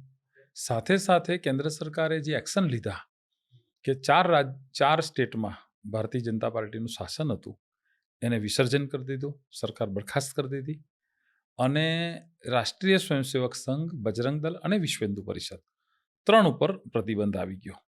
6 ડિસેમ્બર 92ની આ ઘટના પછી આ પ્રતિબંધ આવવાના કારણે જ્યારે પ્રતિબંધ જાહેર થયો તો સંઘ પરિવાર, સંઘને તો ખબર હતું કે જ્યારે ઇમરજન્સી ઇન્દિરા ગાંધી વડાપ્રધાન હતા ને ઇમરજન્સી લાગુ કરી ત્યારે જે પ્રતિબંધ હતો એ તો બહુ ખતરનાક પ્રતિબંધ હતો. એટલે જેવું કેન્દ્ર સરકારે પ્રતિબંધની મૂવમેન્ટ શરૂ કરી ત્યાં સુધી સંઘે એની આખી વ્યવસ્થા, અંડરગ્રાઉન્ડ કોણ જશે, પ્લાનિંગ, એ બધું કરી લીધું હતું. પરંતુ થોડા દિવસોમાં ખબર પડી કે આ પ્રતિબંધ જે છે એ ખાલી કાગનો વાઘ છે. પ્રતિબંધના કારણે ભારતીય જનતા પાર્ટી ગુમાવવું પડ્યું, એમની સરકાર ગઈ બધી, પરંતુ આખા દેશનો હિન્દુ જાગ્યો. ગૌરવ સાથે એવું કહી શકે કે પહેલીવાર હિન્દુ જય શ્રી રામ કરીને એક દિશામાં ગયો અને સંગઠિત શક્તિએ ઢાંચો ધ્વંસ કર્યો. આ દિવસને રાષ્ટ્રીય ગૌરવ દિવસ તરીકે મનાવવો જોઈએ, હિન્દુઓનો ગૌરવનો દિવસ 6 ડિસેમ્બર 92. અને એ પ્રમાણે આજે દેશમાં એક સ્વીકૃતિ બની કે હિન્દુ પણ કંઈક કરી શકે છે. પ્રતિબંધ આવવાના કારણે સંઘના બધા કાર્યાલયો પર સીલ થઈ ગયા, એટલે એ સમયમાં સ્વામી વામદેવજી મહારાજ હતા. એમણે કીધું કે આપણા સ્વતંત્ર ભારતમાં જો હિન્દુ સંગઠનનું કામ કરનાર સંગઠનો પર પ્રતિબંધ આવી જાય તો હિન્દુ સંગઠનનું કામ કરશે કોણ? એટલે પછી એમણે સંત હવે આ સંગઠનનું કામ કરશે એમ કરીને અખિલ ભારતીય સંત સમિતિની એમણે રચના કરી. અને વામદેવજી મહારાજે સંસ્થા ઓફિશિયલી સંતોની છે, સંતો માટે છે, સંતો દ્વારા ચાલતી સંસ્થા, પણ એ હિન્દુ સંગઠનનું કામ કરે એવું અખિલ ભારતીય સંત સમિતિની સ્થાપના થઈ. ત્યાર પછી અલગ અલગ નામથી વિશ્વ હિન્દુ પરિષદનું નામ પ્રતિબંધ મુકાયો, તો ગુજરાતમાં રામ સેવા સમિતિના નામથી પણ જાગરણના કામ રહ્યા, જેટલો સમય પ્રતિબંધ રહ્યો એટલા સમય. પરંતુ આ ઢાંચો ધ્વંસ થવાના કારણે જે હિન્દુ જાગ્યો હતો એનું સીધું લાભ રાજનૈતિક જે ધ્રુવીકરણ આવ્યું એ તો જય શ્રી રામ સાથે આવ્યું. આખો દેશ રામ ભક્ત અને બાબર ભક્ત આ રીતે વહેંચાઈ ચૂક્યો હતો. દરેક લાગે કે અમને સમર્થન કરનાર, રામ મંદિરને સમર્થન કરનાર એ રામ ભક્ત છે માનો. તો ભારતીય જનતા પાર્ટી માટેની એક લાગણી આખા દેશમાં એના કારણે બની. કાળક્રમે પ્રતિબંધ હટતા પછીનો જે સમય જતા જતા ભારતીય જનતા પાર્ટીનું કેન્દ્રમાં શાસન આવ્યું, અટલજી પ્રધાનમંત્રી બન્યા અને જે સંઘર્ષ અત્યાર સુધી કર્યો હતો એ સંઘર્ષનો પ્રકાર પણ પછી બદલાયો. ઢાંચો તૂટવાના કારણે જે અનેક નેતાઓ જેલમાં ગયા, અડવાણીજી, મુરલી મનોહર જોશી, અશોકજી સિંઘલ, સંઘના સરકારે માન્ય શેષાદ્રીજી, સાધ્વી ઋતુંભરાજી, ઉમા ભારતીજી, આવા અનેક સંતો ઉપર કેસ લાગ્યો. માતા ટીલામાં આ બધા લોકોને જેલમાં રાખ્યા અને ખાસો સમય આ બધા નેતાઓ જેલમાં પણ રહ્યા, કારણ કે આ બધા પર સીબીઆઈના કેસ દાખલ કર્યા. સીબીઆઈ ઇન્ક્વાયરી કરી હતી કોંગ્રેસના રાજમાં. તો આ બધું એક સંઘર્ષનો અને એક એવા સમયમાં સંગઠનો પસાર થયા. પરંતુ સરવાળે એ બન્યું કે જે મેં સાંસદ તે વખતના એક શાહબુદ્દીન હતા, એણે એમ કીધેલું કે ખરેખર આ રામ મંદિરનું આંદોલન એ માત્ર મંદિરનું આંદોલન નથી, આ હિન્દુ રાષ્ટ્રના પુનર્નિર્માણનું આંદોલન છે. અને વાસ્તવમાં આજે એ સાબિત થયું દેશમાં કે આપણે એક માત્ર અયોધ્યાનું રામ મંદિર નથી બનાવવાનું. રામ મંદિર મુવમેન્ટે આખા ભારતનું નવનિર્માણ કરી રહ્યું છે અને આજે એ દ્રશ્ય છે જ. ફરી આ એક ક્રમમાં જ્યારે શાસન અનુકૂળ આવ્યું ત્યારે પણ માનની અશોકજી સિંઘલ એક એવા દીર્ઘદ્રષ્ટા સાધુ સંતો હતા કે ભાઈ અયોધ્યામાં ભગવાન રામની જન્મભૂમિને અનુકૂળ મંદિર હવે બનવું જોઈએ. એટલે અટલજી હતા ત્યારે પણ સર્વદેવ અનુષ્ઠાનના કાર્યક્રમો એ બધું સતત ચાલતું રહ્યું છે. છેલ્લે જ્યારે 2001ની વાત કરું કે ધર્મસંસદ 9મી ધર્મસંસદ થઈ કે કોઈ પણ સંજોગોમાં હવે મંદિર બહુ લેટ થાય છે. ભાઈ ઢાંચો ધ્વંસ થઈ ગયો, હવે પ્લેન બનેલું છે, રામલલા તો એ સ્થાન પર બિરાજમાન છે પણ તંબુમાં છે, ટેન્ટમાં છે. તો એને ટાળવાય, તડકો લાગે, આ એનું શું? અને આજે ટેન્ટ બન્યું તો એ ક્યારે બનાવવામાં આવ્યું? એ જ્યારે જેલો ઢાંચો તૂટ્યો તરત જ એ ટેન્ટ બનાવી દેવામાં આવ્યો અને રામલલાને ફરી ત્યાં પધરાવી દીધા, પ્રતિષ્ઠા કરી. ઓકે. અને પછી સ્ટેટસ કો આવી ગયો. તો ઢાંચો તૂટ્યા પછી તરત રામલલાને બિરાજમાન કરી દીધા કે જેના કારણે જો તમે એકવાર મૂર્તિ હટી ગઈ હોત અને ખુલ્લું મેદાન હોત ને પછી સરકાર આવી હોત તો પછી બનવાનું નહોતું. પરંતુ કારસેવકોએ ઢાંચો ધ્વંસ કરી. અને કારણ કે તમે આને કહો છો બાબરી મસ્જિદ, વાસ્તવમાં એ બાબરી મસ્જિદ નથી, આ રામની જન્મભૂમિ છે. અને મસ્જિદને પર જો 4 મિનારા હોવા જોઈએ તો એ નથી. આ મંદિર છે, અહીંયા પરિક્રમાનો માર્ગ છે, મસ્જિદમાં પરિક્રમાનો માર્ગ હોતો નથી.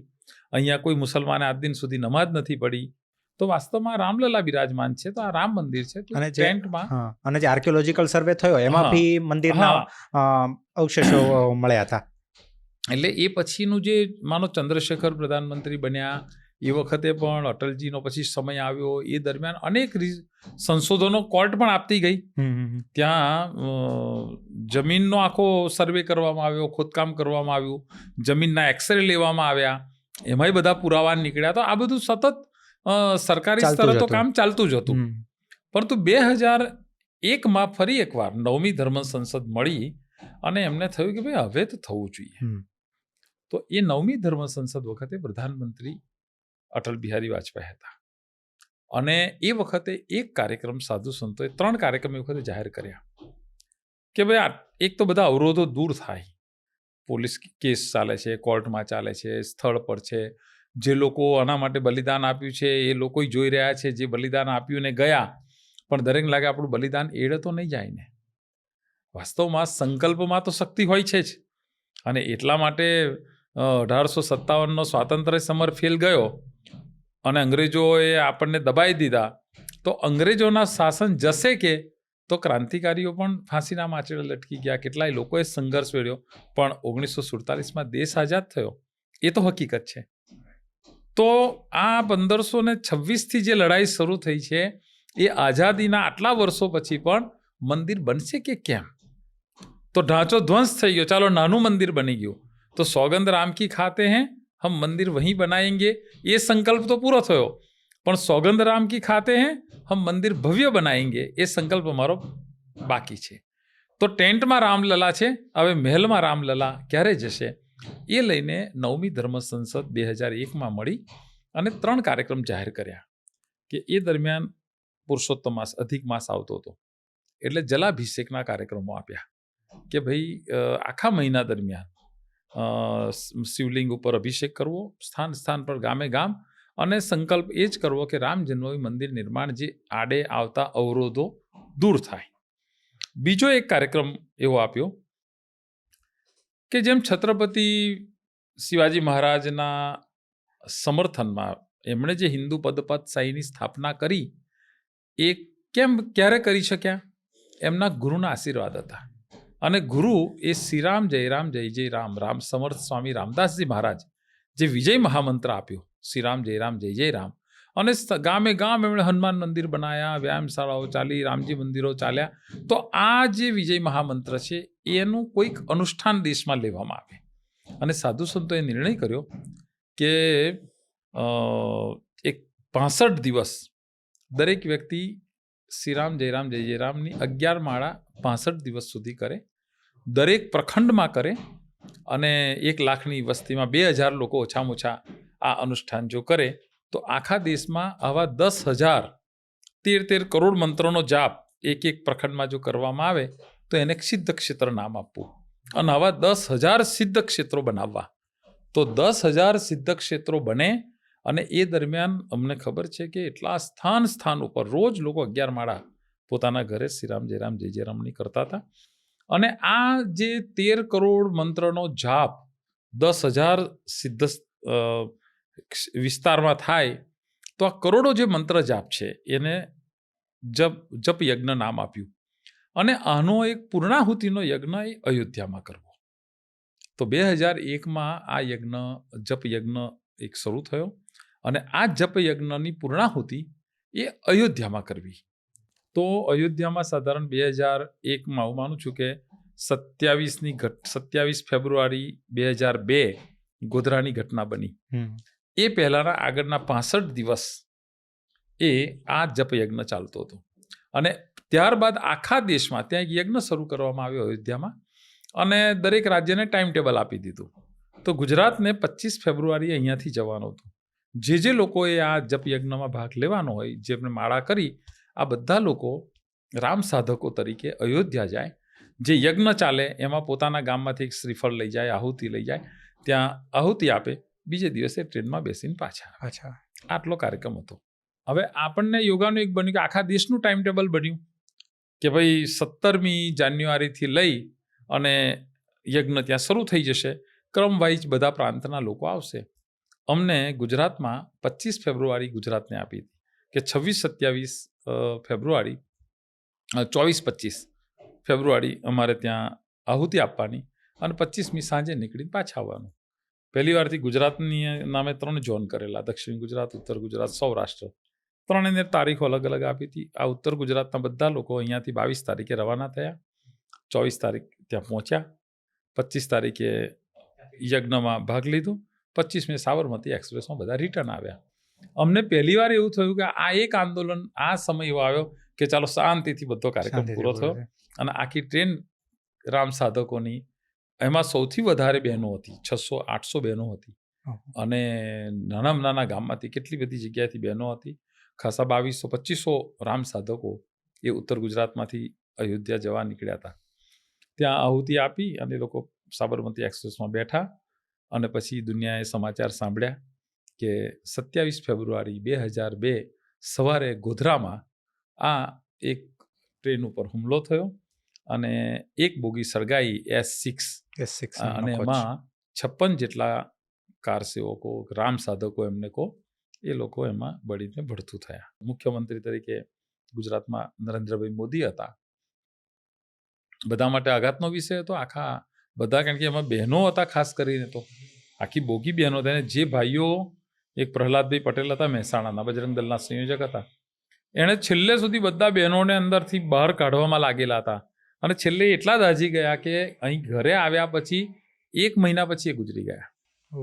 તો બચાવવાવાળા લોકો પણ શહીદ થયા ભાઈઓ એમાં. અહીંયા નરોડાના એક પરિવાર તો એવું હતું કે 2 પતિ પત્ની ને 2 દીકરીઓ એમની, 4 લોકો એમને એમાં બળીને ભડથું થયા, શહીદ થયા. તો આ બહુ મોટી એક ઘટના હિન્દુ સમાજ માટેની હતી. આ આખી ઘટનાનું જે રિએક્શન આવ્યું એ તો બહુ મોટું રિએક્શન આવ્યું. ગુજરાત, આખી દુનિયાએ નોંધ લીધી કે હિન્દુઓને પણ એમ થયું કે અમે અયોધ્યા ગયા અને પાછા આવ્યા, એમ તમે અમારી આટલા લોકોને જીવતા સળગાવી દીધા. તો આની પ્રતિક્રિયા બહુ મોટી આવી આખા ગુજરાતમાં. અને ગુજરાતમાં પહેલીવાર કોઈ લઘુમતીઓને ખબર પડી કે હિન્દુ પણ શું છે. તો 27ની આ ઘટના બની, તો 28 તારીખે વિશ્વ હિન્દુ પરિષદ દ્વારા ગુજરાત બંધનું એલાન પણ આપવામાં આવ્યું. કારણ કે કોઈક તો વિરોધ થવો જોઈએ, સ્વાભાવિક છે, આપણે લોકશાહી માર્ગે પણ કરીએ. પરંતુ એ પહેલાં જે સ્થાનમાંથી આ રામ સાધકો ગયા હતા એ ગામોમાં રિએક્શન આવ્યું. અને સ્વાભાવિક છે, કારણ કે એ પહેલાં સાધુ સંતોની અમે સંત ચેતાવની યાત્રાનું પણ આયોજન કર્યું હતું. એવી રીતે એક આયોજન અયોધ્યાથી દિલ્હી સંતો આવે કે ભાઈ ચેતાવની યાત્રા, એટલા માટે એને નામ આપેલું. 1 અઠવાડિયાની યાત્રા હતી, 21મી નવેમ્બરથી લઈને 27 નવેમ્બર, કે દિલ્હી યાત્રા આવે સંતોની. અને એ કારણ કે શાસન અનુકૂળ હતું, આપણા વિચારના લોકો હતા, પણ એ શાસનના પણ કાન ખુલે કે ભાઈ ભવ્ય મંદિર બનવા માટે તમે બધા અવરોધો દૂર કરો અને કોઈ પણ હિસાબે આ મંદિર બનવું જોઈએ. પરંતુ ગુજરાતની આ ઘટના બનવાના કારણે પછી આખા ગુજરાતમાં જે રિએક્શન આવ્યું, વાસ્તવમાં ઘણા લોકો એવું કહે છે કે ભાઈ મુખ્યમંત્રી નરેન્દ્રભાઈ હતા એટલે એમણે 3 દિવસ આપ્યા હિન્દુઓને અને મુસલમાનોની કતલેઆમ થઈ. વાસ્તવમાં એવું હતું નહીં. આપણે જે દિવસે વિશ્વ હિન્દુ પરિષદે ગુજરાત બંધનું એલાન આપ્યું એ દિવસે પોલીસ ફાયરિંગમાં ઓછામાં ઓછા 100-125 હિન્દુઓ મરી ગયા. મુસલમાનોએ તો 56ને માર નાખ્યા હતા જીવતા. પણ બીજે દિવસે આ બંધનું એલાન, કારણ કે શાસને તો કાયદોની વ્યવસ્થા જ જોવાનું છે. શાસનમાં તમે બેઠા હોય તો તમે સામે ભાઈ છે એવું કંઈ જોવાના નથી. એ તો કાયદોની વ્યવસ્થા છે, કાયદાનું કામ કરે. અને એના કારણે હિન્દુઓની જે પ્રતિક્રિયા હતી એ માઇનોરિટી માટે, અને કોંગ્રેસે પણ જેમ લાશોના ઢગલા પર તમે રાજ કરો છો એટલે સુધી પહોંચ્યા, પણ એમણે ઓપનલી મુસલમાનોનો પક્ષ લીધો એવું દેખાવામાં આવ્યું. કેટલાક સેક્યુલર પત્રકારો જે હતા કે એણે પણ જાણે આ શાસને કતલેઆમ કરી મુસલમાનોની એ બતાવ્યું. પરંતુ આ હિન્દુઓની સ્વાભાવિક પ્રતિક્રિયા હતી. અને એટલે કેટલાય ગામોમાંથી મુસલમાનોએ ગામ છોડવા પડ્યા. એ પણ પહેલીવાર બન્યું કે હિન્દુઓએ કીધું અમારા ગામમાં હવે તમે નહીં, અમારા જો રામ ભક્તોને તમે સહન ના કરી શકતા હોય તો અમે તમને સહન કરીએ નહીં. આવું એક વાતાવરણ એ દરમિયાન બન્યું.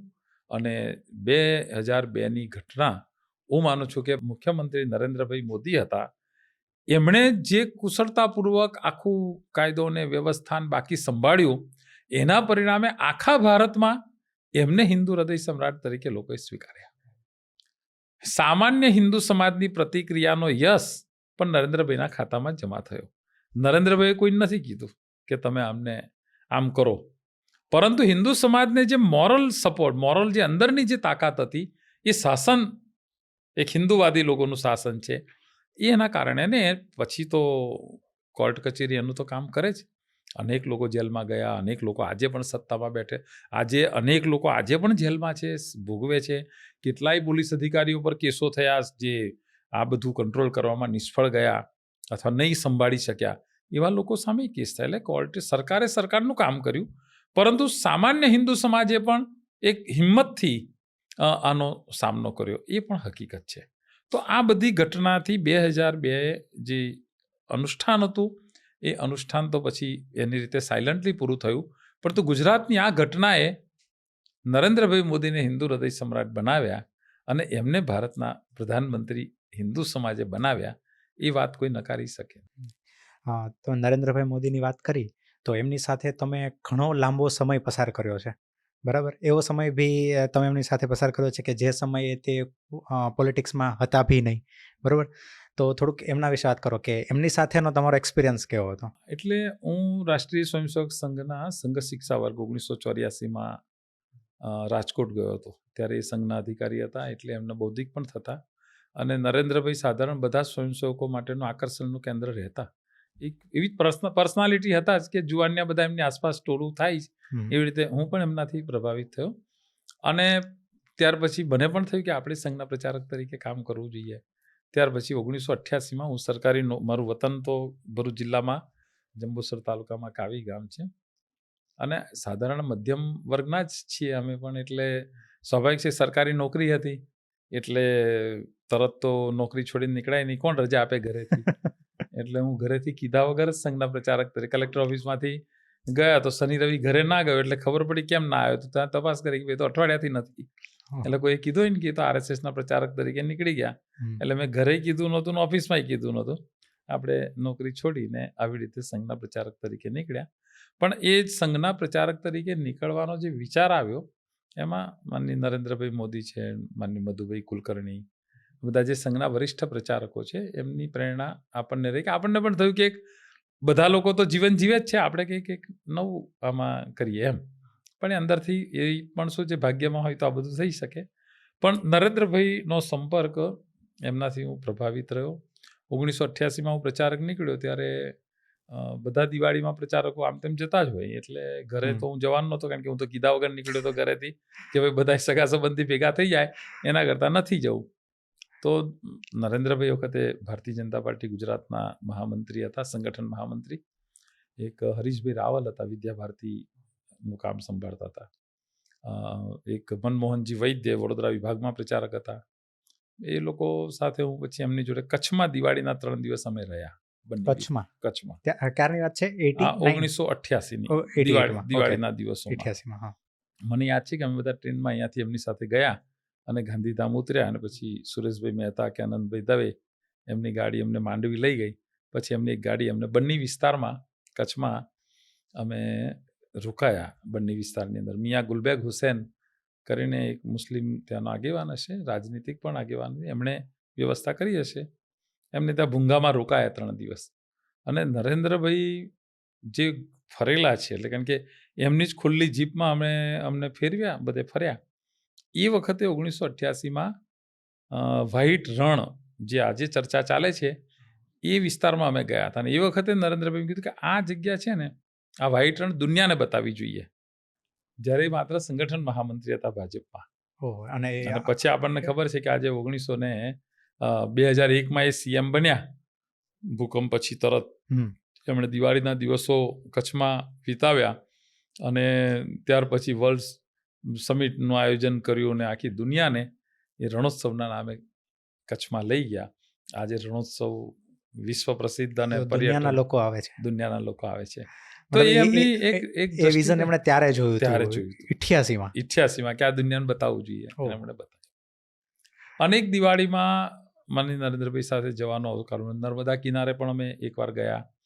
તો એ પોતે દિવાળીના દિવસોમાં એમ કે કશું નવું એક અધ્યયન કરવું એમ કરીને કોઈ સ્થાને જતા અને યોગાનુયોગ મને એનો લાભ મળતો કે હું સાથે જતો. એટલે અમે નર્મદા કિનારે પણ હતા તો સવારથી નાવડી બોલાવી લીધી હોય એટલે નાવડીમાં બેસી અને જતા. અને પછી એ 3 દિવસમાં જુદી જુદી દિશામાં નાવડી ગઈ છે અને આખો નર્મદા કિનારો જોયેલો છે. આજે સ્ટેચ્યુ ઓફ યુનિટીનો જે વિકાસ છે એ એમનો જ એક ડ્રીમ પ્રોજેક્ટ છે કે એમની દ્રષ્ટિ, કારણ કે એમણે આ બધું જોયેલું છે અને આમ કહેવાય ને એકદમ આમ ગ્રાઉન્ડ લેવલથી બધું જોયેલું છે. ઘણીવાર એવું હોય કે જે ટોપ પર વ્યક્તિ બેઠા હોય ને એમને નીચેનો ખ્યાલ હોય કે નીચે શું ચાલી રહ્યું છે, અને જેમણે આ લેવલથી બધી વસ્તુ જોઈ હોય ને એ દરેકનું કહેવાય ને દરેકનું સુખ દુઃખ સમજી શકે અને દરેક વસ્તુ સમજી ચાલી શકે. એ યોગાનુયોગ એમને જ્યારે એ રાષ્ટ્રીય મહામંત્રી બન્યા તો દિલ્હી હતા, તો એમણે સામેથી જ કીધું કે આ વખત ચાલો દિવાળીમાં તમે લોકો અહીંયા આવો એમ. તો અમે લોકો એકવાર 3 દિવસ હરિદ્વાર ગયા, ઋષિકેશમાં રોકાયા હતા અને 3 દિવસ હરિદ્વાર ઋષિકેશ બધે ફર્યા. ફરી એકવાર વર્ષ પછી 1999માં ચારધામની યાત્રા એમણે અમને કરાવી. આમાં નરેન્દ્રભાઈ રાષ્ટ્રીય મહામંત્રી ભાજપના હતા. ઓમજી માથુર એ અત્યારે સિક્કિમના ગવર્નર છે, એ રાજસ્થાનના મહામંત્રી હતા. એવી રીતે હરિયાણાના મહામંત્રી હતા મનોહરલાલ ખટ્ટર, જે અત્યારે કેન્દ્રમાં મિનિસ્ટર છે. હરિયાણામાં ચીફ મિનિસ્ટર પણ રહ્યા એ હતા. હરીશભાઈ રાવલ, જે સિનિયર પ્રચારક છે ગુજરાતમાં, વિદ્યા ભારતીનું કામ સંભાળતા, એ હતા. મને જવાનો લાભ મળ્યો. તો અમે ચારધામની યાત્રા કરી. આજે ચારધામનો જે વિકાસ થઈ રહ્યો છે ને, 4 લાઇન જે રોડ બની રહ્યા છે, એ એમની એ દ્રષ્ટિ છે.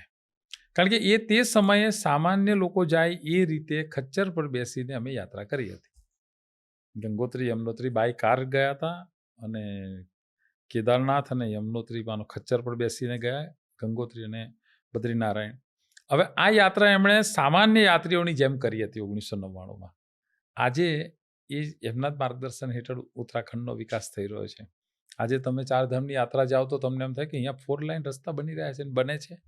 તો એ વિકાસ એમની દ્રષ્ટિ છે. એટલે એમનો જે અનુભવ છે એ વાતો પણ એ રીતે કરે કે આપણને કંઈ ને કંઈ તો શીખવાનું મળે, સ્વાભાવિક જ છે.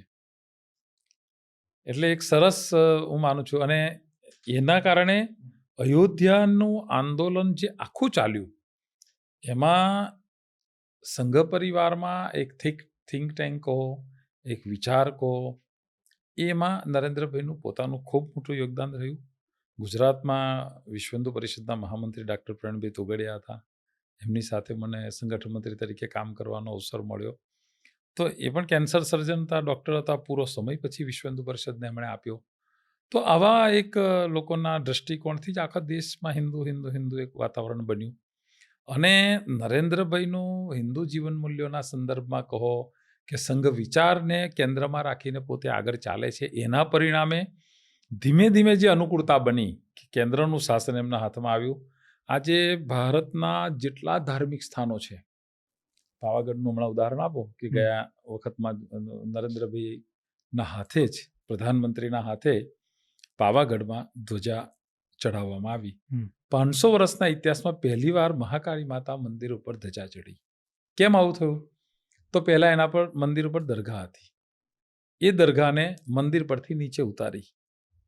હમણાં મંદિરનો જે જીર્ણોદ્ધાર થયો એમાં એ દરગાહ નીચે ઉતારી સાઈડમાં બનાવી પાવાગઢ મહાકાળી માતાના મંદિરમાં, અને એના ઉપર ધ્વજ ચડાવવાનું કામ પ્રધાનમંત્રીના હાથે થયું. તો આ બહુ મોટો ચેન્જ છે. તમે કામાખ્યાનો વિચાર કરો કે ઉજ્જૈનનો વિચાર કરો, વારાણસીનો વિચાર કરો, તો આજે આખા દેશના ધર્મસ્થાનો એની કાયાપલટ થઈ રહી છે. આજે કાશીની આખી કાયાપલટ, કાશી વિશ્વનાથના દર્શન કરો એટલે ગંગા માતાના સીધા દર્શન થાય. તો આ દ્રશ્ય જે છે એમના શાસનમાં, અને એના પરિણામે જ શ્રી રામ જન્મભૂમિ મંદિર નિર્માણનું આંદોલન આટલા વર્ષો ચાલ્યું. કોઈને કલ્પના હતી કે આ આંદોલન અયોધ્યામાં મંદિર બનશે? આપણે સંકલ્પ કરતા હતા. તો આપણે એવું કહી શકાય કે સંકલ્પમાં બહુ મોટી શક્તિ છે. અને એટલા માટે એ 2014માં પ્રધાનમંત્રી બન્યા, અને એ 5 વર્ષનું જે કોર્ટ કચેરી આ જે કંઈ ચાલ્યું હશે એનું પરિણામ એ આવ્યું કે 19માં જ એનો ચુકાદો, 20 ફેબ્રુઆરીમાં તો ચુકાદો આવી ગયો અને સરકારે ટ્રસ્ટ બનાવી દીધું. અને 5 ઓગસ્ટ 2020 પ્રધાનમંત્રીએ જાતે અયોધ્યામાં રામ મંદિરનો શિલાન્યાસ કર્યો, ભૂમિપૂજન કર્યું, શિલાન્યાસ કર્યો. અને એમના જ હાથે 21 જાન્યુઆરી 2024માં આજે અયોધ્યામાં ભવ્ય રામ મંદિરની પ્રાણ પ્રતિષ્ઠા થઈ, એનું ઇનોગ્રેશન થયું. આખી દુનિયાએ જોયું. માનો કોઈ વાત અશક્ય નથી, અસંભવ નથી. સંકલ્પમાં બહુ મોટી તાકાત છે. આખા દેશના સંતો જે વાત કરતા હતા કે ભાઈ આ રામ મંદિરનું આંદોલન એ માત્ર એક મંદિર માટેનું આંદોલન નથી, આ આખા ભારતના પુનર્નિર્માણનું આંદોલન છે, હિન્દુ રાષ્ટ્રની પુનર્સ્થાપનાનું આંદોલન છે. અને આજે અયોધ્યામાં રામ મંદિરનું જે ઉદ્ઘાટન થયું, કેટલી આખા દેશની સેલિબ્રિટી, આખા દેશના ધનાઢ્ય લોકો, આખા દેશના દરેક મતપંથના સંપ્રદાયના સંતો એમની ઉપસ્થિતિમાં આજે રામ મંદિરનું ઇનોગ્રેશન થયું. દુનિયા આજે ગૌરવથી આજે અયોધ્યા, કાશી, પ્રયાગ આ એવા સ્થાનો છે કે જે સ્થાનોમાં હજારો લાખો લોકો કે એને એમ થાય કે હું દર્શન કરી આવું. આજે અયોધ્યા, અચ્છા, અયોધ્યાની કાયાપલટ આજે થઈ ગઈ. જે અયોધ્યામાં સિંગલ ગલીઓના રસ્તા હતા, આજે 4 લાઇન રસ્તા ત્યાં થયા. આજે ત્યાં વિકાસ દેખાઈ રહ્યો ઇન્ફ્રાસ્ટ્રક્ચર છે. કેટલું ડેવલપ થયું, Infrastructure તો- એરપોર્ટ્સ બની હા, ગયા, એરપોર્ટ અયોધ્યામાં આવી ગયું. આવી ગયું. કોઈ કલ્પના કરતું હતું કે અયોધ્યામાં એટલા બધા વિમાનો એક સાથે ઉતરશે કે? તો આજે એ શક્ય બનાવ્યું. તો એક વસ્તુ ચોક્કસ છે કે હિન્દુ વિચારને લઈને કોઈ સત્તામાં બેસે તો એ વિચારને સાકાર કરી શકે, અને નરેન્દ્રભાઈએ એ પ્રૂવ કર્યું કે તમે ધારો એ તમે કરી શકો. અને આજે આપણે બોલતા હતા કે કાશ્મીર, અમે સાધુ સંતોએ કહેતા કે કાશ્મીરની 370મી કલમ દૂર થવી જોઈએ. કોઈને લાગતું હતું કે થશે? થઈ. આજે કાશ્મીરની સમસ્યાનું સમાધાન થઈ રહ્યું છે. એ સમય એ જે સંકટની સામે આપણને પણ કંઈક નવું કરવાની, અથવા ના આપણું ભવિષ્ય ઉજ્જવળ છે, એવું જેમ આઝાદીનું આંદોલનમાં દેશ આઝાદ થયો, એવી જ રીતે અયોધ્યાનું રામ મંદિરની પુનર્પ્રતિષ્ઠા થઈને એ જગ્યાએ ભવ્ય મંદિર બન્યું. એનો અર્થ કે સંકલ્પમાં શક્તિ છે. તમે જે ધારો, જે નક્કી કરો, એ ચોક્કસ થઈ શકે છે. એ આ અયોધ્યાના મંદિર નિર્માણથી કે ઘણી વાતો કરી નાખી. હા, ઘણી બધી વાતો કરી. પણ આમ કહેવાય ને કે જ્યારે હમણાં મેં તમને ઓફ કેમેરા બી કીધું કે જ્યારે પોડકાસ્ટ ફાઇનલ થયો ત્યારે આના માટે હું બધું રિસર્ચ કરતો હતો. બહુ બધી મેં વિડીયોઝ જોઈ અચ્છા. કે વિડીયો બાકી નહીં રાખીએ, કે આર્ટિકલ બાકી નહીં રાખીએ, એટલું અચ્છા. બધું વાંચ્યું. હમ. મારી ટીમે બી ઘણું બધું તૈયાર કર્યું હતું. હમ. પણ તો બી કહેવાય ને કે જે આખો દેખો એ જે અહેવાલ હા, જે તમે બિલકુલ. આપ્યો, બરાબર, એ તો ક્યાંયથી ના મળે ને. ના, સાચી છે. એટલે પણ એના કારણે અમને ઘણી બધી ડિટેલમાં અમને બી જોવા મળ્યું કે છેલ્લા 40 વર્ષમાં જે આપણે વિચારીએ છીએ કે જે મુદ્દો 400-500 વર્ષથી જે સળગતો સળગતો હતો. ટોપિક હા, છે, બિલકુલ. રામ મંદિર, રામ જન્મભૂમિ, હા. એ જે 40 વર્ષમાં જે ગતિએ આગળ વધ્યો, હમ. અને આપણે કહેવાય ને આ જનરેશન એની સાક્ષી બની હા, સાક્ષીબેન, કે બિલકુલ. કે મેં કીધું કોઈને ખબર નથી હા, કે કેવા આંદોલન, કેવા કાર્યક્રમોને સમાજને શાંત નથી થવા દીધો.